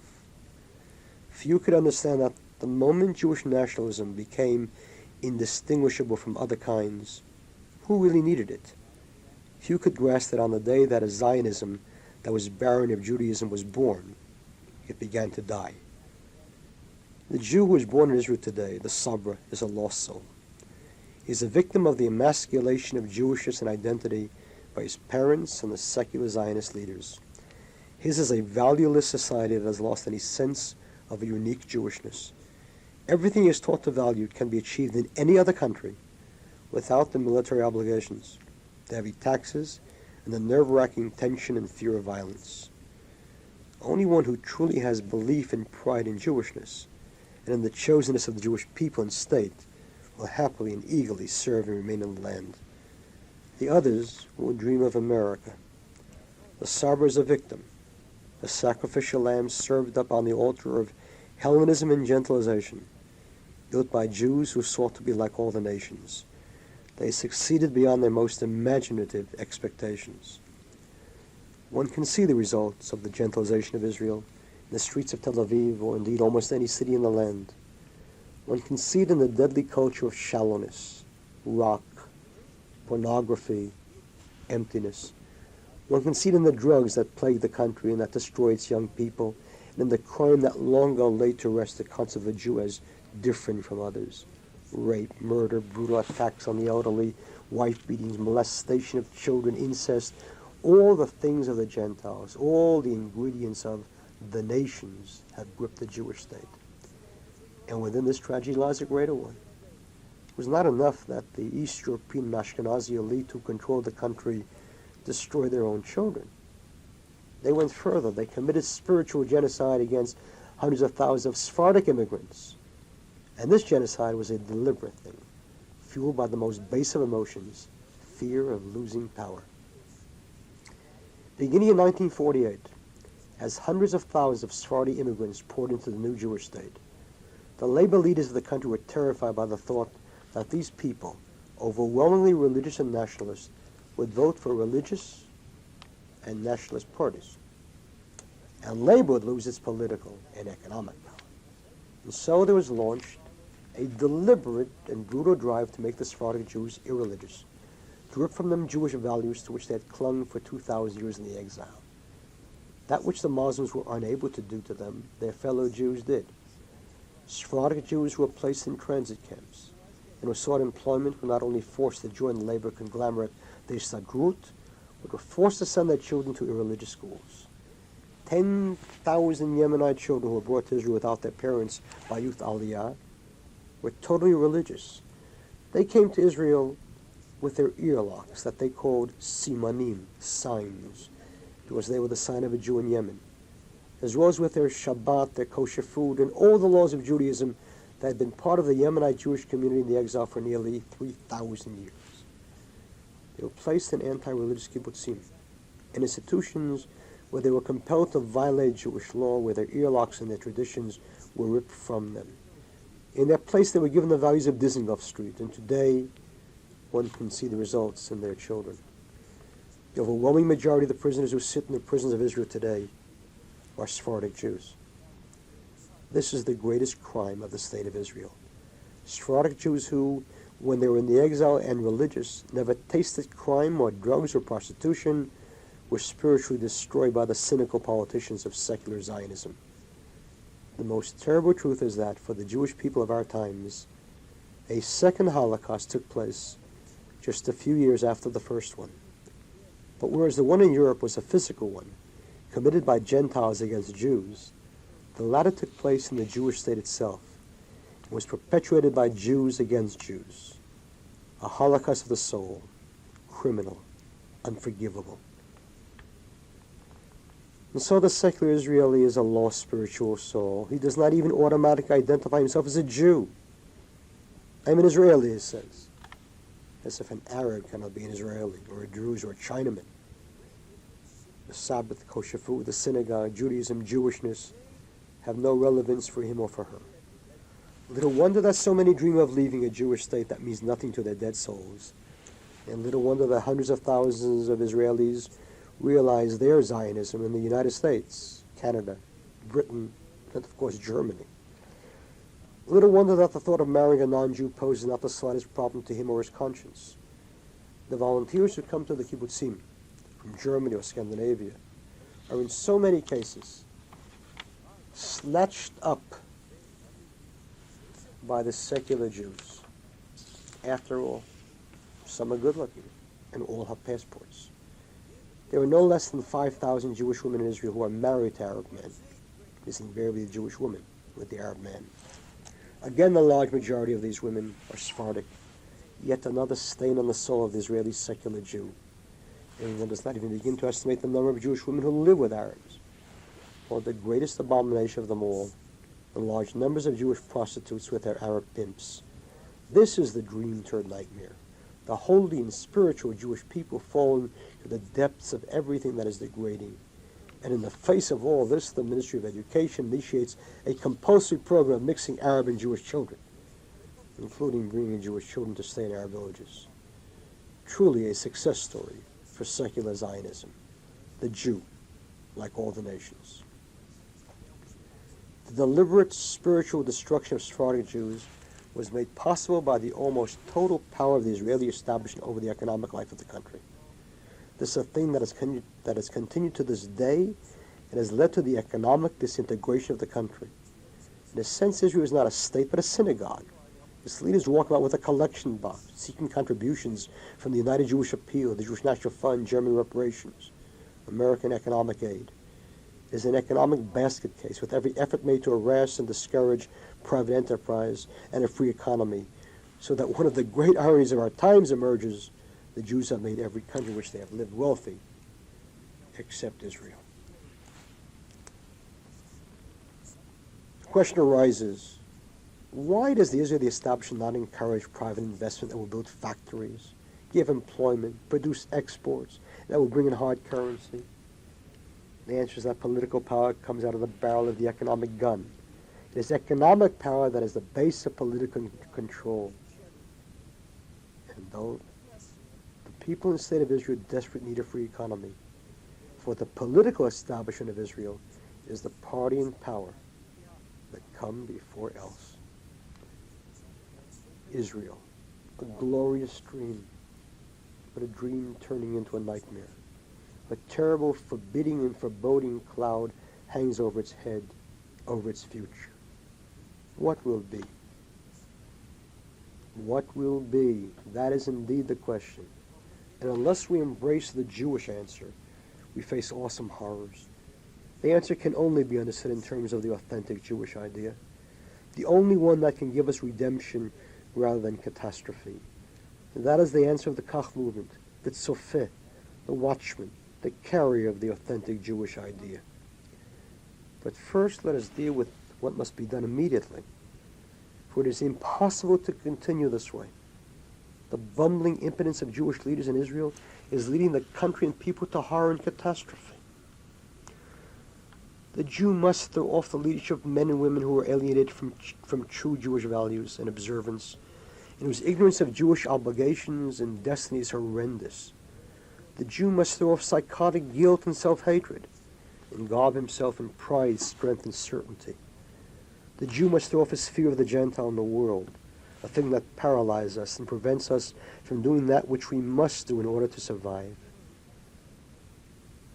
We must do that quickly, immediately, for time runs out swiftly and tragedy hovers over us. Terrible, terrible tragedy. And so this is the emergency program for immediate Jewish survival. The Jewish state must put an immediate end to the Arab uprising by any and all means necessary. The news media, hostile to a fault, should be barred from the territories. A report shall be given to them every morning by a government press spokesperson. Arabs who attempt to kill Jews through any kind of weapon, including stones, shall be dealt with as potential murderers. And the army and the Jewish settlers in the area shall be given a free hand to deal with the Arabs as they see fit. The territories should be annexed and made part of the state of Israel, in order to put an end to the absurd situation whereby the Arabs speak of their state Palestine and the Jews keep a status quo that is nothing more than occupied land. Judea, Samaria, Gaza are part of historical Eretz Israel, and they should be incorporated into the Jewish state. Jewish settlement in every part of the country should be without limitation. The Arabs of the entire land, including those of the state of Israel, should be given an opportunity to accept the land and state as that belonging to the Jewish people and only the Jewish people. If they do so, then the Arabs may remain in the land as resident strangers, non-citizens with full personal rights but no national rights, no vote in national elections, and no political authority whatsoever. They will be treated with kindness and decency as you would any human being, but they will have nothing to say about the structure, destiny, or future of the country. They will be expected to be loyal and peace-loving residents. Those who refuse to accept the land of Israel as that of the Jewish people will be compelled to leave the country. If they leave peacefully and quickly, they will be compensated for their property after adjustments made for the billions of dollars worth of Jewish property seized from 800,000 Jews who fled Arab countries and came to Israel. If they resist, they will be expelled with no compensation. For all practical purposes, we speak here of an exchange of populations, such as occurred between the Greeks and Turks in the 1920s, between the Muslims and Hindus in 1947, when India was partitioned into two states, one Hindu and one Muslim, and such as occurred in Cyprus, when Greeks fled south and Turks north. We recall, too, the more than 12 million ethnic Germans who were driven out of Poland and Czechoslovakia after World War II by the Poles and Czechs who licked the terrible wounds inflicted on them by the Nazis, and who were helped immeasurably by the ethnic Germans who served as a fifth column to bring on Hitler.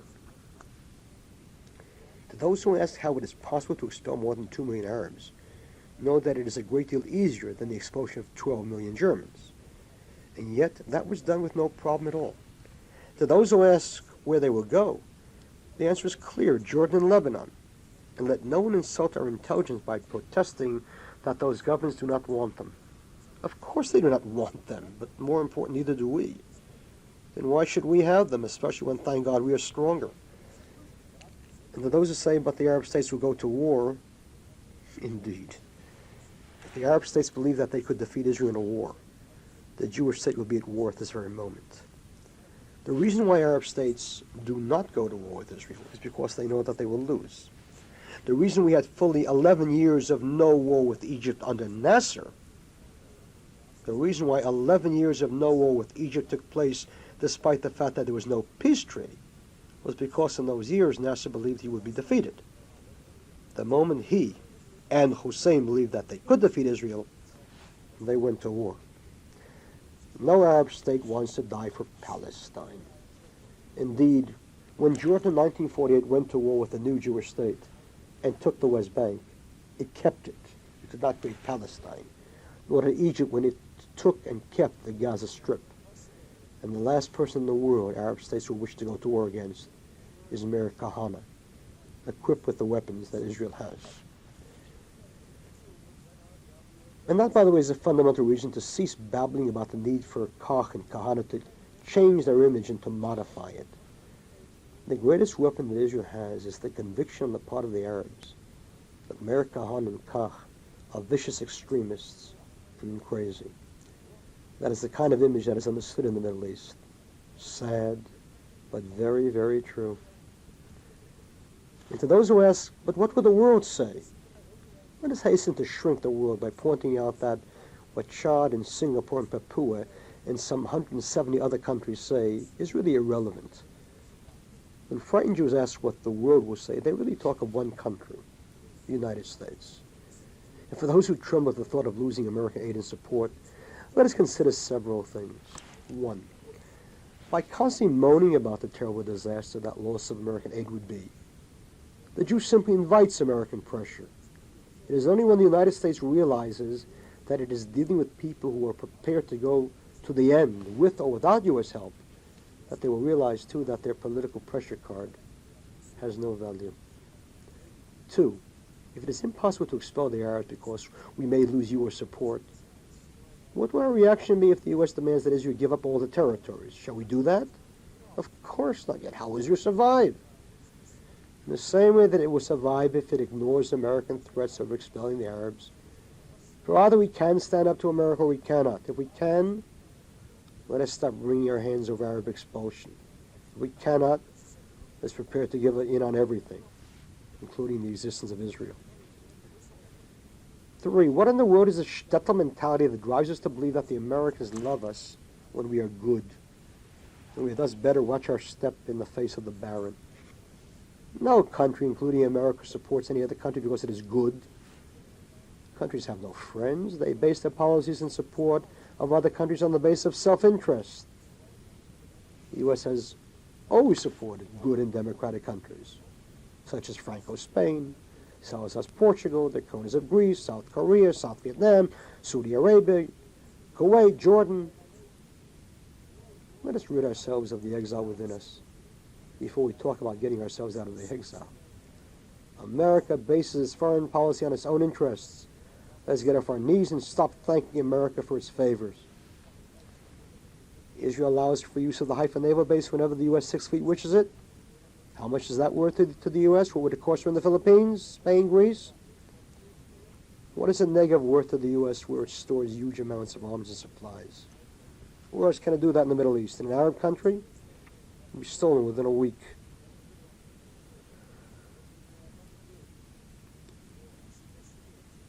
And more. Kach believes that U.S. economic aid is not only not helpful to Israel, but is ultimately disastrous. Israel is an economic basket case that must take the very painful steps of junking its socialistic, bureaucratic-ridden, red tape-hobbled economy and introduce one of free enterprise, private capital, and initiative, capitalism. If it does that, it can become a powerful economic superpower as capital flows in from royal Jewry and from non-Jewry to combine with its talent and technology. But the injection each year of more huge doses of economic aid enables the Israeli establishment to avoid making the painful changes and adjustments that are so critical. Israel is an economic junkie that gets its annual fix, thus dooming it to ever more economic and political dependency.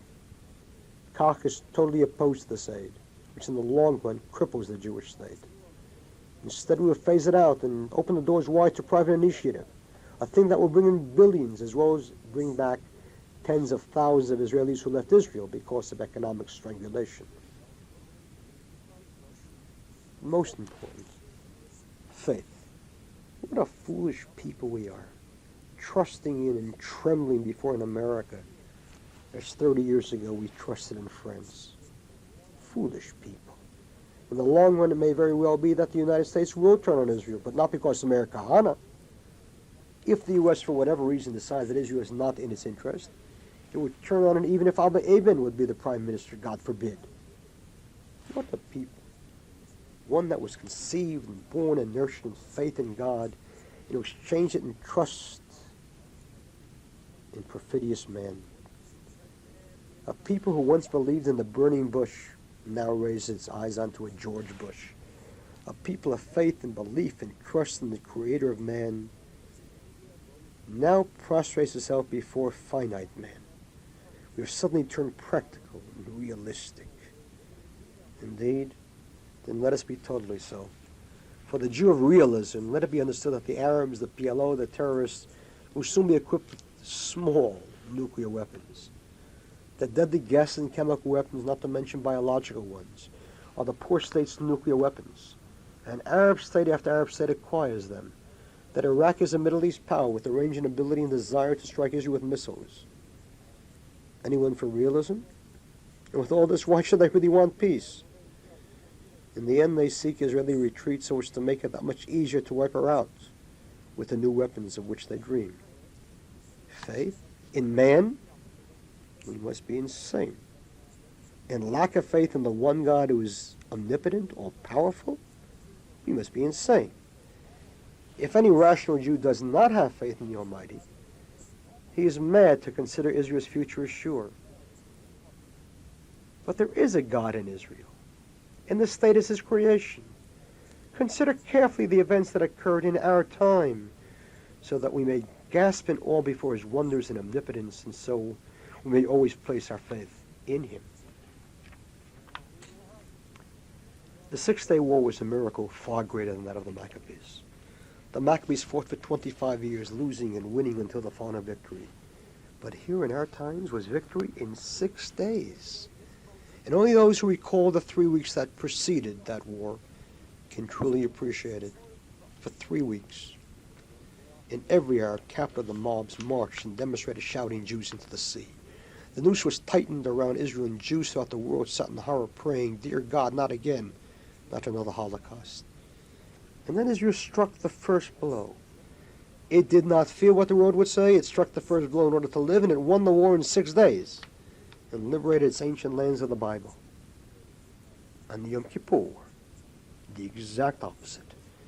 When the chief of staff, the late David Elazar, warned Prime Minister Golda Meir and Defense Minister Moshe Dayan that the Egyptians and Syrians were about to begin a war, that Israel must strike a preventive blow immediately, they refused on the grounds that this would alienate America, that the world must clearly see that Israel was attacked.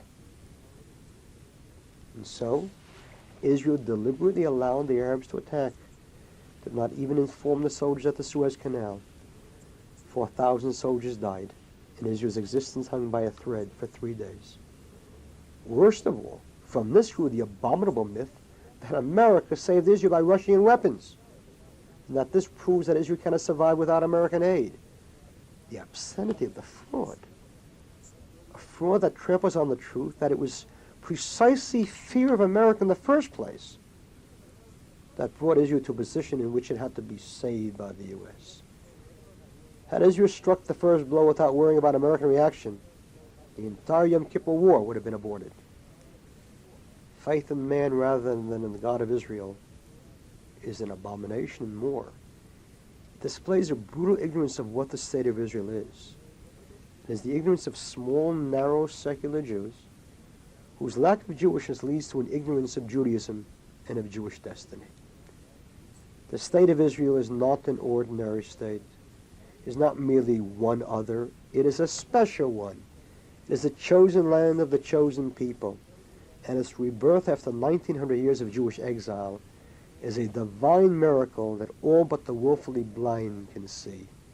And in this miracle is the clear shattering of the myth of dependence on the Gentile, of reality and practicality.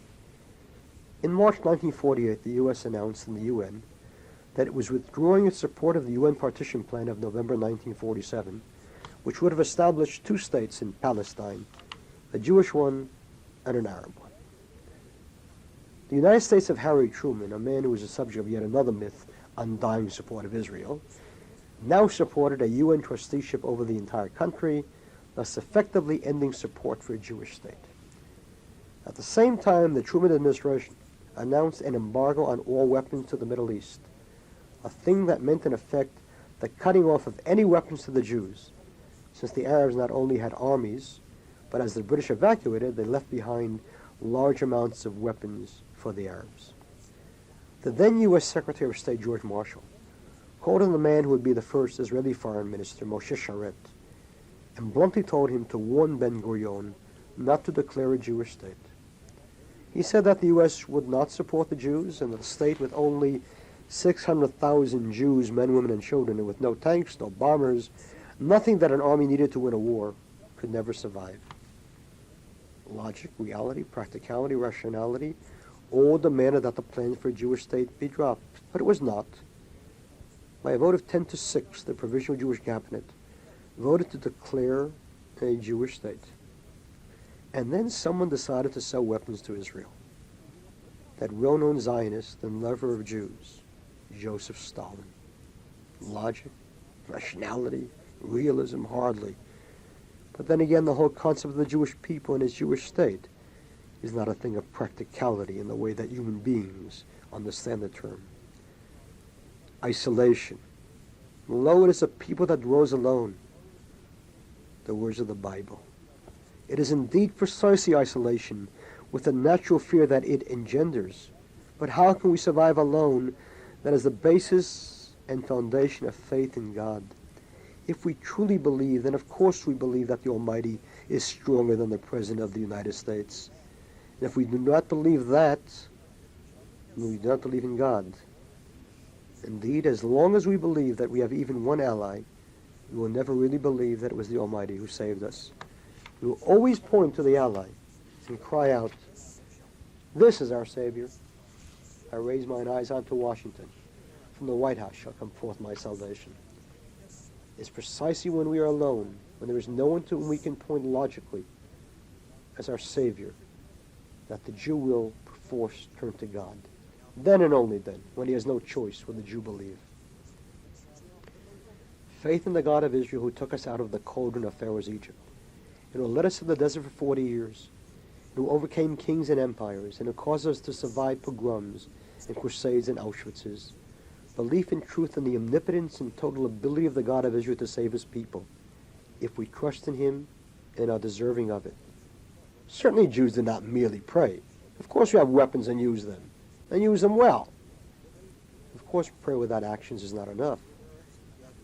But Jewish magnificent victory without prayers is a delusion. So let us bury the tiny minds of little faith and believe and do. Let us go out with full faith in that belief and do what is necessary to ensure our survival. The Jewish state that arose from the ashes of the Holocaust was God's hand. The decision of the Almighty in the wake of the most terrible humiliation of his name imaginable. And that is indeed the key to understanding what Israel is and what we must do, as we will see, please God. So no fear. Removal of the Arabs from the land and an immediate move to deal with the most vital problem of them all, the destruction of Jewish identity, pride, uniqueness among the secular Jews of Israel. The entire educational system shall be revamped, with both curriculum and educators undergoing sharp revision. A massive dose of Judaism and Jewish nationalism to be injected into the curriculum so that Jewish identity, Jewish pride, and Jewish exclusiveness shall be an integral part of the education of the children of the Jewish state. At the same time, the state-run news media should be carefully overhauled, removing those who have poisoned and destroyed the minds and souls of Jews for years through their anti-Jewish and anti-Zionist propaganda. They should be replaced by Jews who have Jewish views on maximalist Jewishness.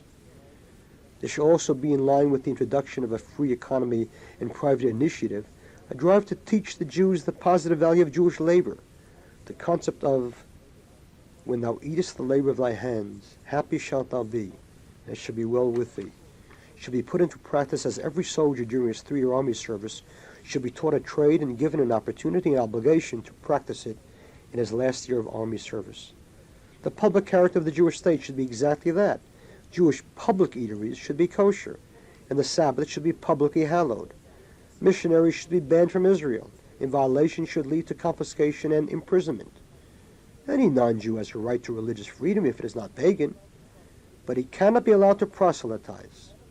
The definition of a Jew should be strictly according to halakha, as defined by the great sages of our times. The Muslims in the mosque should be removed from the holy site in Judaism, the Temple Mount, and the disgrace of Judaism ended. Consider the reaction of Muslims, and rightly so, to a Jewish synagogue on the holiest Muslim site in Mecca. And yet Jews sit and enforce the abomination of Muslim rule and prohibition of Jewish presence on the Temple Mount? The Torah law forbidding intermarriage should be enforced, and abortion allowed only within the context of halacha. This is a Jewish program for a Jewish state. And should one ask, in view of the crushing by the Jewish establishment in Israel of the Kach movement, how can Kach achieve power and create a program such as this? A terribly difficult question in view of the brutal Israeli establishment. And the answer is there is only one way. For the people to reach such a point of anger and fear and frustration that they will rise up and demand a national referendum. This is the only way, the only hope. The people have every right to demand a national referendum under which they shall go to the polls and vote yes or no on the following questions. 1. Shall the democratic right of the Kach movement to run for office be restored so that it should be allowed to run for the coming elections to Knesset? 2. Shall there be transfer from the country of any Arab unwilling to accept the land of Israel as the exclusive home of the Jewish people, with non-Jews given personal rights, social, economic, cultural, religious, but no national ones, including no citizenship and no voting for any national body? 3. Shall, in conjunction with Arab transfer, there be annexation to the state of Israel of all the lands of Eretz Israel that are now in our hands? 4. Shall an educational system be created that will give Jewish youth true Jewish values based on their national pride and heritage? 5. Shall, after a vote on the above questions, the Knesset be dissolved and new elections held within 1 month? 6. Shall, in order to guarantee that the will of the people is honored and their decisions implemented, the participation in the elections be limited to those lists that agree to implement them? This referendum can bring Kach to power and save Israel from tragedy. It is the only way, the referendum, the only way to save the Jewish state, and in the United States. A campaign to expose the tragedies of the Jewish establishment will be launched, and Jews urged to create alternative, democratically elected federations that will bring to leadership Jews of faith and knowledge, and above all, those who are committed to the following criteria. 1. Public funds for Jewish causes only. 2. The bulk of Jewish funds going for Jewish education, primarily day schools. 3. No public funding for Jewish community centers that are open to general membership. JCC shall be Jewish centers that are open to Jewish membership only. 4. The creation of a national Jewish collegiate group to replace the bankrupt Hillel foundations, which would actively strive to make young Jews on campuses truly Jewish. A campaign in every Jewish community to fight intermarriage and assimilation, beginning with Jewish leadership. No one who is intermarried should hold a position of Jewish leadership. Certainly, an intermarried Jew should be welcomed in the sense that he is told that what he has done is not correct, but nevertheless, he should not be driven out of the Jewish camp. But a Jewish leader who holds a position of Jewish leadership, he is a role model. One who is intermarried can never be a role model for young Jews. We should open driving campuses to openly ask to put an end to interdating. There should be created mini Jewish identity centers on every campus to reach young Jews with real Jewish values, with authentic Judaism. There should be a campaign to warn the Jew in the exile that Jew hatred in the United States and the Western world is a terribly real and growing thing, that which happened in the past can and sadly must happen again, that Jews are bitterly hated and resented by millions of people who are jealous of their success and talent and wealth, that should an economic crash of massive proportions occur, one that will lead to mass unemployment and loss of the good life, has become a psychological necessity, this jealousy and this hatred will explode into support of the worst of groups, that all this must be because the Almighty insists that Jews live in the land of Israel and will not permit the despising of the land. A campaign to persuade Jews to go up to Israel, both because it is the only land in which they will survive, and, more important, because it is the only land in which they will live fully as Jews. A campaign to explain why the exile cannot survive, and why the Jewish people who have returned home cannot ever again be exiled. But for that and for all the rest, for the totality of understanding of Judaism, Jewishness, and our faith, we must first understand clearly and totally the authentic Jewish idea. Rabbi Moshe Chaim Luzzatto, in Mesilat Yesharim, began his classic work with the following words: "The foundation of piety and the root of perfection in the service of God lies in a man's clearly and truthfully recognizing the nature of his duty in the world, and to what end he must direct his vision and aspiration in all that he labors, all the days of his life. In a word, if a man is to know what he must do in this world, he must first understand why he is on earth and what his purpose and goal in life are. That is the obligation of all men, and how much more so of the Jew. If we do not understand this, we will not know how to deal with Israel, the Arabs, anti-Semitism, or any of those things that are myopically called political or social or economic issues. All are first and foremost part of the unity of life which is directed by the Almighty, who has commanded us a goal and the means to reach that goal. If we understand that and embrace it, we will have glorious salvation. If not, we invite terrible, terrible horrors on ourselves. For we are the people of God, we are the chosen, and that is the iron law of the Jew from which there is no escape, though we foolishly desire to. If the Jew is to understand what his role is in the world, both as an individual and as a nation, he must begin with what is for the secular Jew and Jewish leader the most terrible of questions: why be Jewish? Why in the world be Jewish rather than a human being? The moment one defines himself or herself as Jewish, there is an immediate wall, a deep divider created between the Jew and those who are not. To be different is sometimes vitally important. But what conceivable, logical, and non-racist reason can a secular Jew have for insisting upon being narrowly Jewish and praising his Jewish status onto the skies? Why should a secular, liberal, humanist Jew insist upon the divisiveness, the separation, the tribalism of Jewishness, rather than the universalism of humanity? What does a Jew have, according to a secular Jew, that every other group or individual lacks? Surely we will not hear about special Jewish blood or race or skin. That nonsense is more than laughable.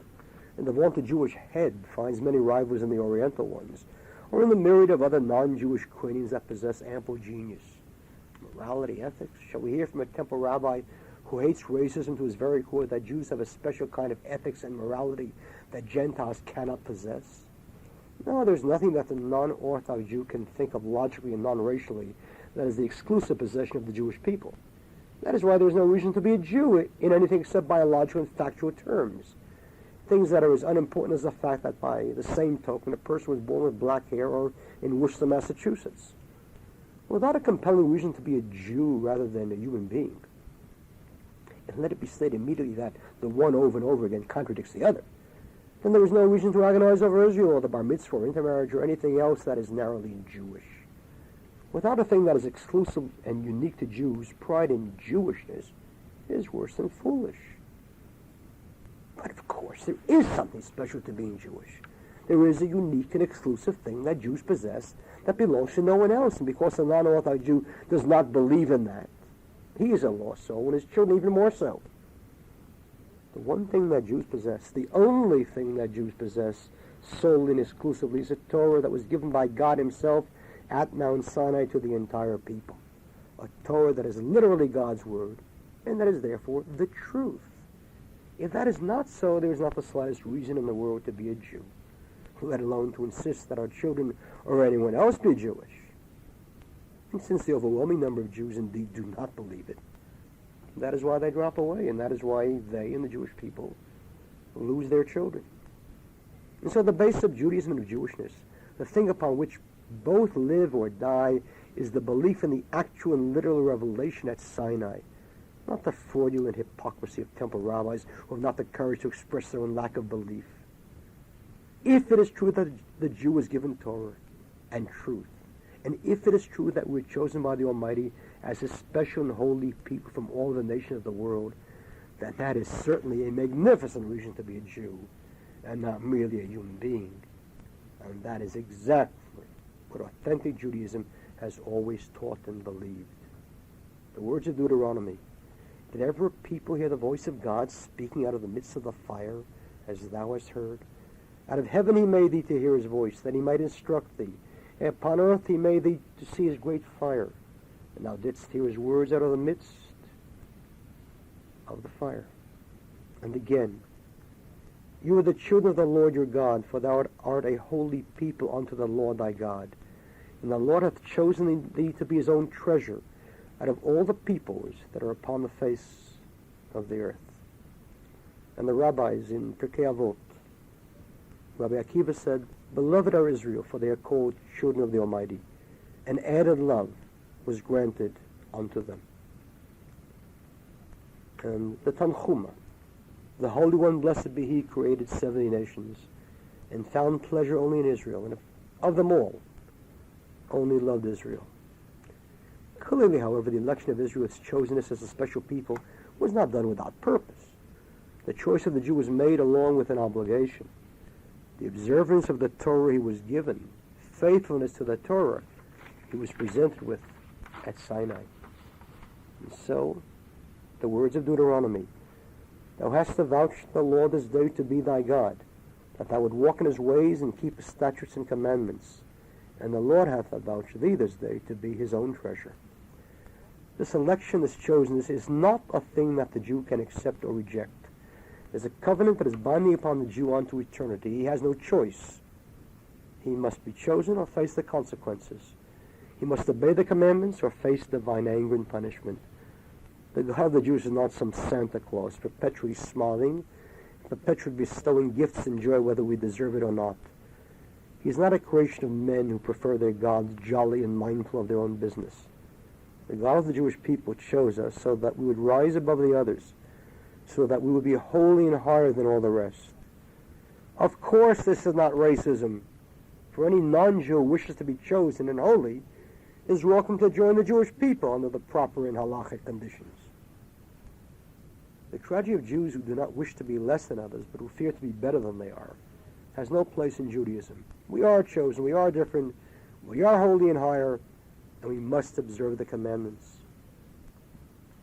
And in the Torah it states, if you walk in my statutes and keep my commandments and do them, I will give you peace in the land, and you shall lie down, and none shall make you afraid.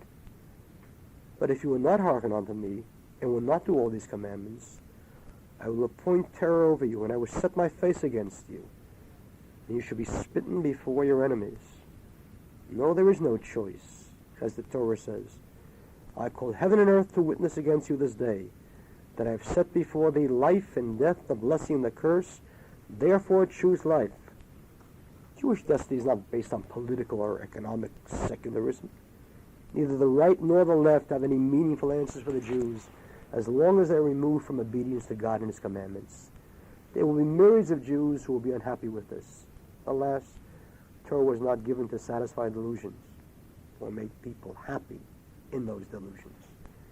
The commandments and their concepts and ideas are part of the yoke of heaven. They are not given to us for our perusal and acceptance and agreement. It's not we who decide whether the commandment is just or right or moral or ethical. The Almighty who created the world and all that is in it created morality and ethics and justice and right. He knows what they are and not we. We obey Him and His commandments because He is right and He is just, and so are His commandments. It's not man who created God, but God who made man and justice as He desired. That is why when Kach insists upon raising these Jewish concepts that are so often at bitter odds and in basic contradiction to those of gentilized cultures, Jewish leaders who for years have attempted to flee the contradictions react in a manner that borders on the psychopathic. As a necessary and inescapable condition and guarantee that the Jews will indeed cleave to God's commandments and be the special and holy nation intended, there was ordained a clear rule of isolation. As the rabbis tell us in the Mechilta, concerning the verse in Exodus, and you shall be unto me a kingdom of Kohanim and a holy nation. Holy meaning holy and hallowed, separated from the nations of the world and their abominations. Or, in the book of Numbers, lo, it is a people that dwells alone, and is not reckoned among the nations. Unlike the liberal, gentilized drive for Jewish integration, amalgamation, melting, authentic Judaism calls for isolation and separation, for the clear reason that melting is exactly the thing that will lead to the breakdown of exclusive Jewish values and the integration of non-Jewish values and concepts that will adulterate and pervert the divine truth. Of course, that does not mean hatred or contempt for the non-Jew. Of course, it does not mean that we should not love and respect all decent human beings. However, it does mean that our love and respect is from a position of separation. That is clearly why the Jew is made different from all the others in the sense that his is a creed that is land-centered. Catholics need not live in Rome in order to be good Catholics, nor Muslims in Mecca. However, the Jew was given a specific land and commanded to live only there. Judaism became a land-centered faith, as David said in Psalms, and he gave them the lands of the nations and they inherited the labor of the people, that they might observe his statutes and keep his laws. Praise you, the Lord. And of course, in the book of Genesis, and I will give unto thee, Abraham, and to thy seed after thee, all the land of Canaan for an everlasting possession, and I will be their God. And the rabbis comment, if your children will enter the land, they will receive my godliness, and if not, they will not receive it. This is the source of the Jewish claim to the land of Israel. This is why they have no right to live in Israel. This is why they have an obligation to do so. They're so commanded for two reasons. One, only in their own land can they be separated from the nations and their influences. And this is what the biblical commentator Ibn Ezra stated.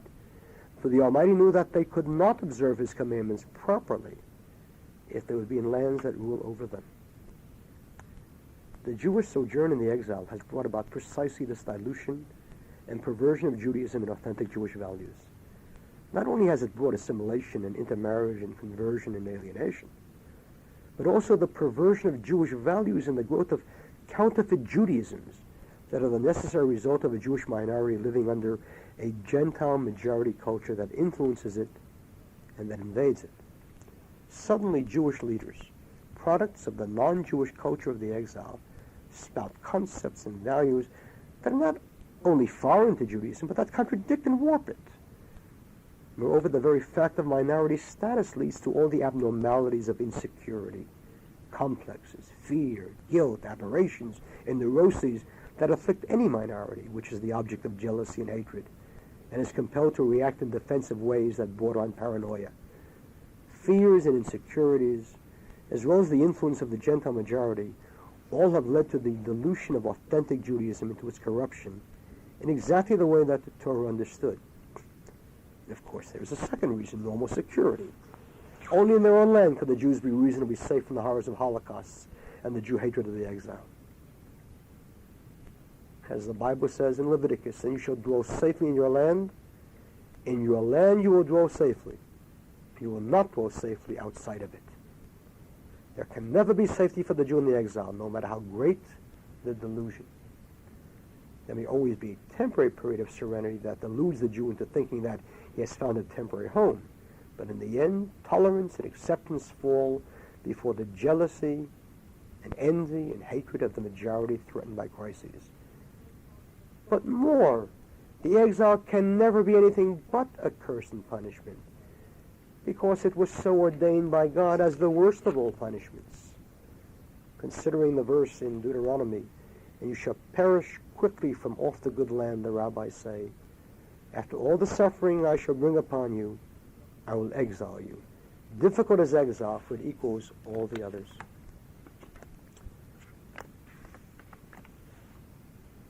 And so if Judaism demands that the Jew live in specific land, his own land, Eretz Israel, in order to create a unique, special, and distinctive Jewish society, of course, two things emerge. First, the Almighty will never allow the Jew to live outside the land.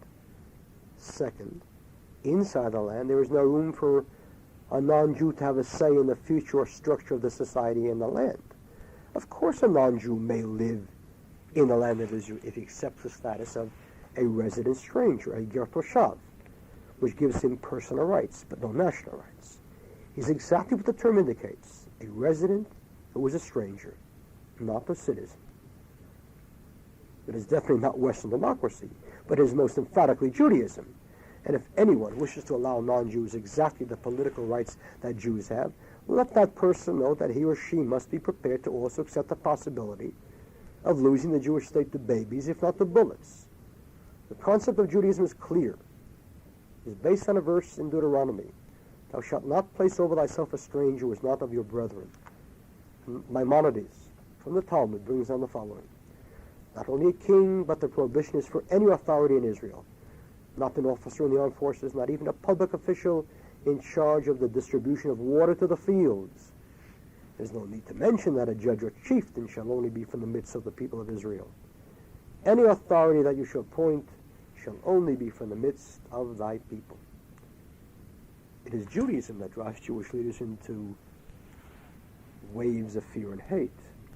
And since Kach is the carrier of the authentic Jewish idea, and unlike too many rabbis is not afraid to call it out, it becomes the object of hate that is mind-boggling from people who hate everything about authentic Judaism and must therefore deny and silence it. A holy and special and separate Jewish people living in a holy and special and separate Jewish land, building a holy and special and separate Jewish society filled with goodness and kindness and ethics, but in the exact manner and form and way that the Almighty ordered them. A society and state that shall serve as a light unto the nations in the real sense of the word. A society of love of good deeds, but always under the concept of Ol Malchut Shamayim, the yoke of heaven. Ethics and morality as he decreed, and not as we desire.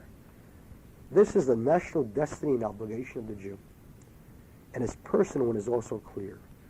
To return unto the Almighty and his commandments so that we will merit the verse in Malachi. Return unto me, and I will return unto you. To find real and authentic rabbis and teachers who believe in and follow Torah that was literally given at Sinai, and to obey halacha totally. To study and study Torah again. For one cannot be a complete and great Jew without Torah study. And to practice it fully, bending the neck and ego beneath the yoke of heaven. Fulfilling the law because he commanded it, and not because we agree with it. To rise above mere ritual and to study comprehensively the concepts and ideas of Judaism. The ritual, the mitzvah is all important, but it is only the outer expression of the inner idea and thought. And without the understanding of that thought, we're empty. And to understand that precisely, because of this, orthodoxy is in such need of return too. So that it can understand that the trees of the commandments must be understood within the context of the forest of the Jewish ideas and concepts. So that the Orthodox too can rid themselves of the muck of materialism and the mire of small-minded values. And above all, to remember that we have it in our power in this very special era to bring the Messiah. For this is the era of his footsteps, the beginning of the redemption. We heard those footsteps as the state came into being. We heard him pounding on the door during the 6-Day War. He waits to enter if we will only open that door for him. And the key to unlocking the door lies in our hands, the moment we understand what the state of Israel is. There's no better way for me to explain this than to study the words written in the book that I wrote in 1976, Why Be Jewish? The key to understanding our era and our future lies in comprehending the true meaning of the creation of the state of Israel. Why in a generation such as ours, the redemption has begun? Why do we merit it? The prophet Ezekiel, in one of the most dramatic and profound visions of the Bible, in chapter 36, spoke to the Jews of his time and beyond of the day when the exile would end and the Jew would return home. And he said, "And I scattered them among the nations, and they were dispersed through the countries. And when they came unto the nations whither they came, they profaned my holy name. And that men said to them, These are the people of the Lord, and they are gone forth from his land. But I had pity for my holy nation, which the house of Israel had profaned among the nations into which they came. Therefore say unto the house of Israel, Thus saith the Lord God, I do not do this for your sake, O house of Israel, but for my holy name which you have profaned among the nations whither you came. And I will sanctify my great name, and the nations shall know that I am the Lord when I shall be sanctified in you before their eyes. For I will take you from the nations and gather you out of all the countries, and I will bring you into your own land. Here is the essence of our times. Here is the reason for the rise of the state of Israel and the impossibility of its destruction. It arose and was created to wipe away the humiliation of Chilul Hashem, the profanation of the name of God, not because we deserved it. And when they came onto the nations whither they came, they profaned my holy name. The very presence of the Jewish people in the exile, scattered among the nations, a minority without a home, a group defenseless and exposed to the whims and power of the majority, a people persecuted because it is weak, has lost its land, government, army, and pride. That in itself is Chilul Hashem. And it is obvious why it must be so. For as the prophet says, when men said unto them, These are the people of the Lord who are gone out of his land, the nations look at the Jew, weak and defenseless, upon whom they trod, whom they persecute, rob, despoil, shame, murder, and say, if these are the people of the Lord, and we can do this to them, he is weak, he is powerless, he is non-existent. It is the scorn and the disdain of the Gentile for the Jew and his God, of which the psalmist cried, Wherefore shall the nations say, Where then is their God?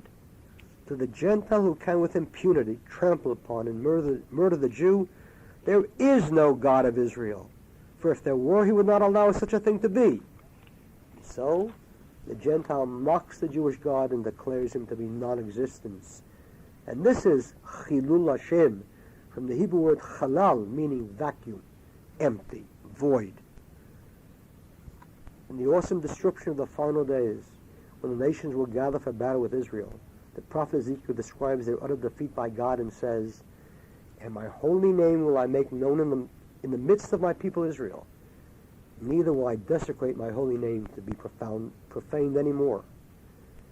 And the biblical commentator Rashi says simply, the degradation of Israel is the desecration of God's name. It is through the Jew that the Jewish God is either profaned or sanctified. When the Jew rises to the heights and emerges victorious, it is not only he, but his God who is vindicated and exalted. And when the Jew is beaten and disregarded, it is the name of God that is profaned for seeming inability to save him. The essence of Auschwitz lies not in the murder of Jews, but in what that murder implied for the existence, power, and truth of their God.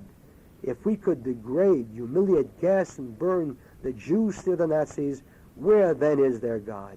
There was never a greater Chilul Hashem than this. And so we understand finally the true meaning of national Chilul Hashem, national profanation of God's name, and through it the reason for the rise of the Jewish state in our times, and the irrelevancy of the religiosity or non-religiosity of its leaders. As the prophet says, I do not do this for your sake, O house of Israel, but for my holy name, which you have profaned among the nations. It is not because the Jew is worthy of it that the state of Israel came into being. Whether the Jew remained the same or became worse was not relevant, because it was not as a reward for his piety and deeds that God created the state. Indeed, the Jew was not deserving of it. Indeed, as the age of science, rationalism, materialism, and international raced ahead with giant strides, it became clear that the Jew would never become better, only worse. For the Jew was eagerly backsliding. And the Jewish God decided that he would no longer tolerate the profaning of his name, the disdain and mockery of the nations. He decreed that there should arise a Jewish state, which is the antithesis of the exile.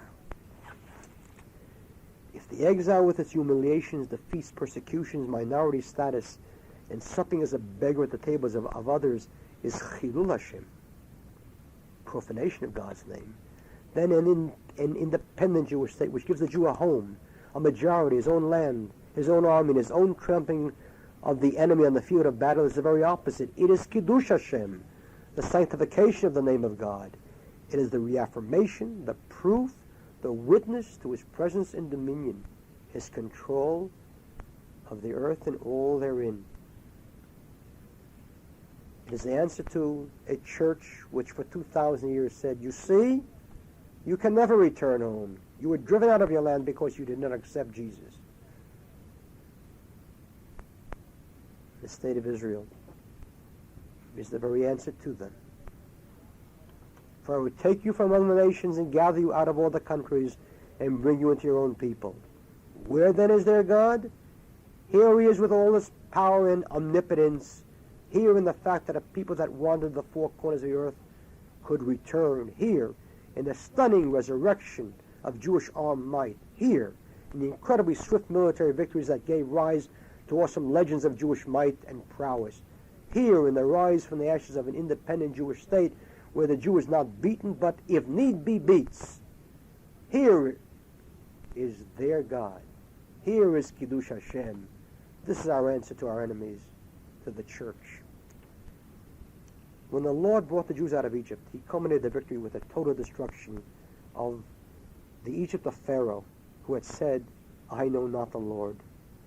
And God tells Moses, I will beget me honor upon Pharaoh and upon all his hosts, and the Egyptians shall know that I am the Lord.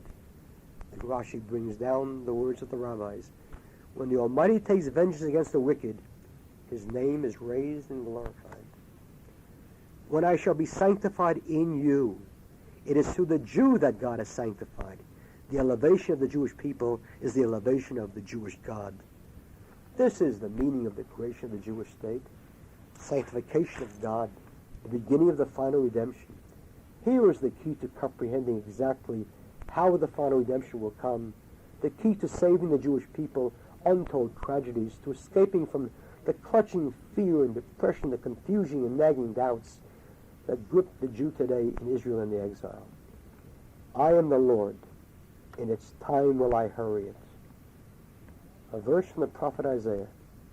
And the rabbis comment on the apparent contradiction in these words by saying, if the redemption has its time, a fixed and set time, then how will God hurry it? Either there is a set time, or it is flexible. It can be hurried. And they answer, if they, the Jews, merit it, I will hurry it. If they do not merit it, it will come only in its fixed time. The redemption is assured. There is no doubt of that. But it can come in one of two ways, either by merit, and thus gloriously and swiftly, or despite our sins, and thus painfully, and not until its fixed time. The creation of the state of Israel and the initial return of the people was the miraculous first step in the beginning of the redemption. It is also God's final offer to us to reach that redemption hurriedly. For a redemption that is not hurried, but comes only in its fixed time, is to be sure a guarantee that the Jewish people and its state will never be destroyed. But it means something else too. It means that we have not merited swift redemption, and that terrible and tragic and needless punishments and sufferings will be visited upon the Jewish people before the redemption comes. Suffering such as we have never endured, but which we tasted a few decades ago, and which we sense beginning to envelop us today. The choice before us is a stark and simple one, a Jewish one. If we fail to understand and believe, thus choosing not to merit it, we opt for the redemption to come in its time. In the exile, the Jew will be decimated as God brings down destruction on the lands. A universal economic, social, and political crisis will bring wars and destruction upon the nations. At the same time, the crisis will unleash a specific Jew hatred that will see the Holocaust and genocide repeated against Jews of the most comfortable of Western lands. In Israel, the growing strength of the enemy and his success in isolating Israel politically and economically will cause a disastrous drop in the morale and fighting spirit. further bolstering Arab confidence, and then unabating armed struggle by the Arabs who will not be satisfied until the entire state is eliminated. We see terrorism escalated, wars of attrition elevated, bloody concessions forced out of frightened Israeli governments, and the world turning upon the Jew and coming up against it. The words of Zechariah, "For I will gather all the nations against Jerusalem to battle, and the city shall be taken, and the houses rifled." And Isaiah, "And if there be yet a tenth in it, it shall again be eaten up." This is the choice. There is no other. We have it in our hands to bring the redemption now, today. If only, in the words of the rabbis, when is Elijah coming? Today. Today, if you listen to my voice. Time runs out for us. The Almighty, at the end of the first and second Jewish states, in the case of both holy temples, gave the Jewish people that had spurned him a final, last grace period of 40 years before bringing upon them tragedy. There is not the slightest reason for us to believe that it is not the same today.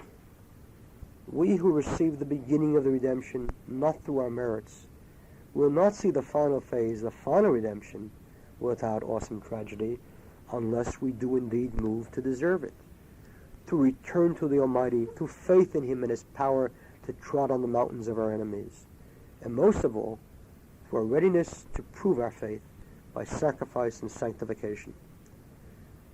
We must know who we are, how great and special and high we are, we the children of the Almighty, blessed with a special love from Him. Some 1900 years ago, when the Roman Emperor Titus destroyed the temple, ravaged the land, and exiled the Jews, he returned to Rome to commemorate his victory by building an arch that stands till this day, the Arch of Titus. On it he engraved pictures of the Jewish captives marching in chains, and he minted coins with the words Judea Capta, Judea is captured and destroyed, finished.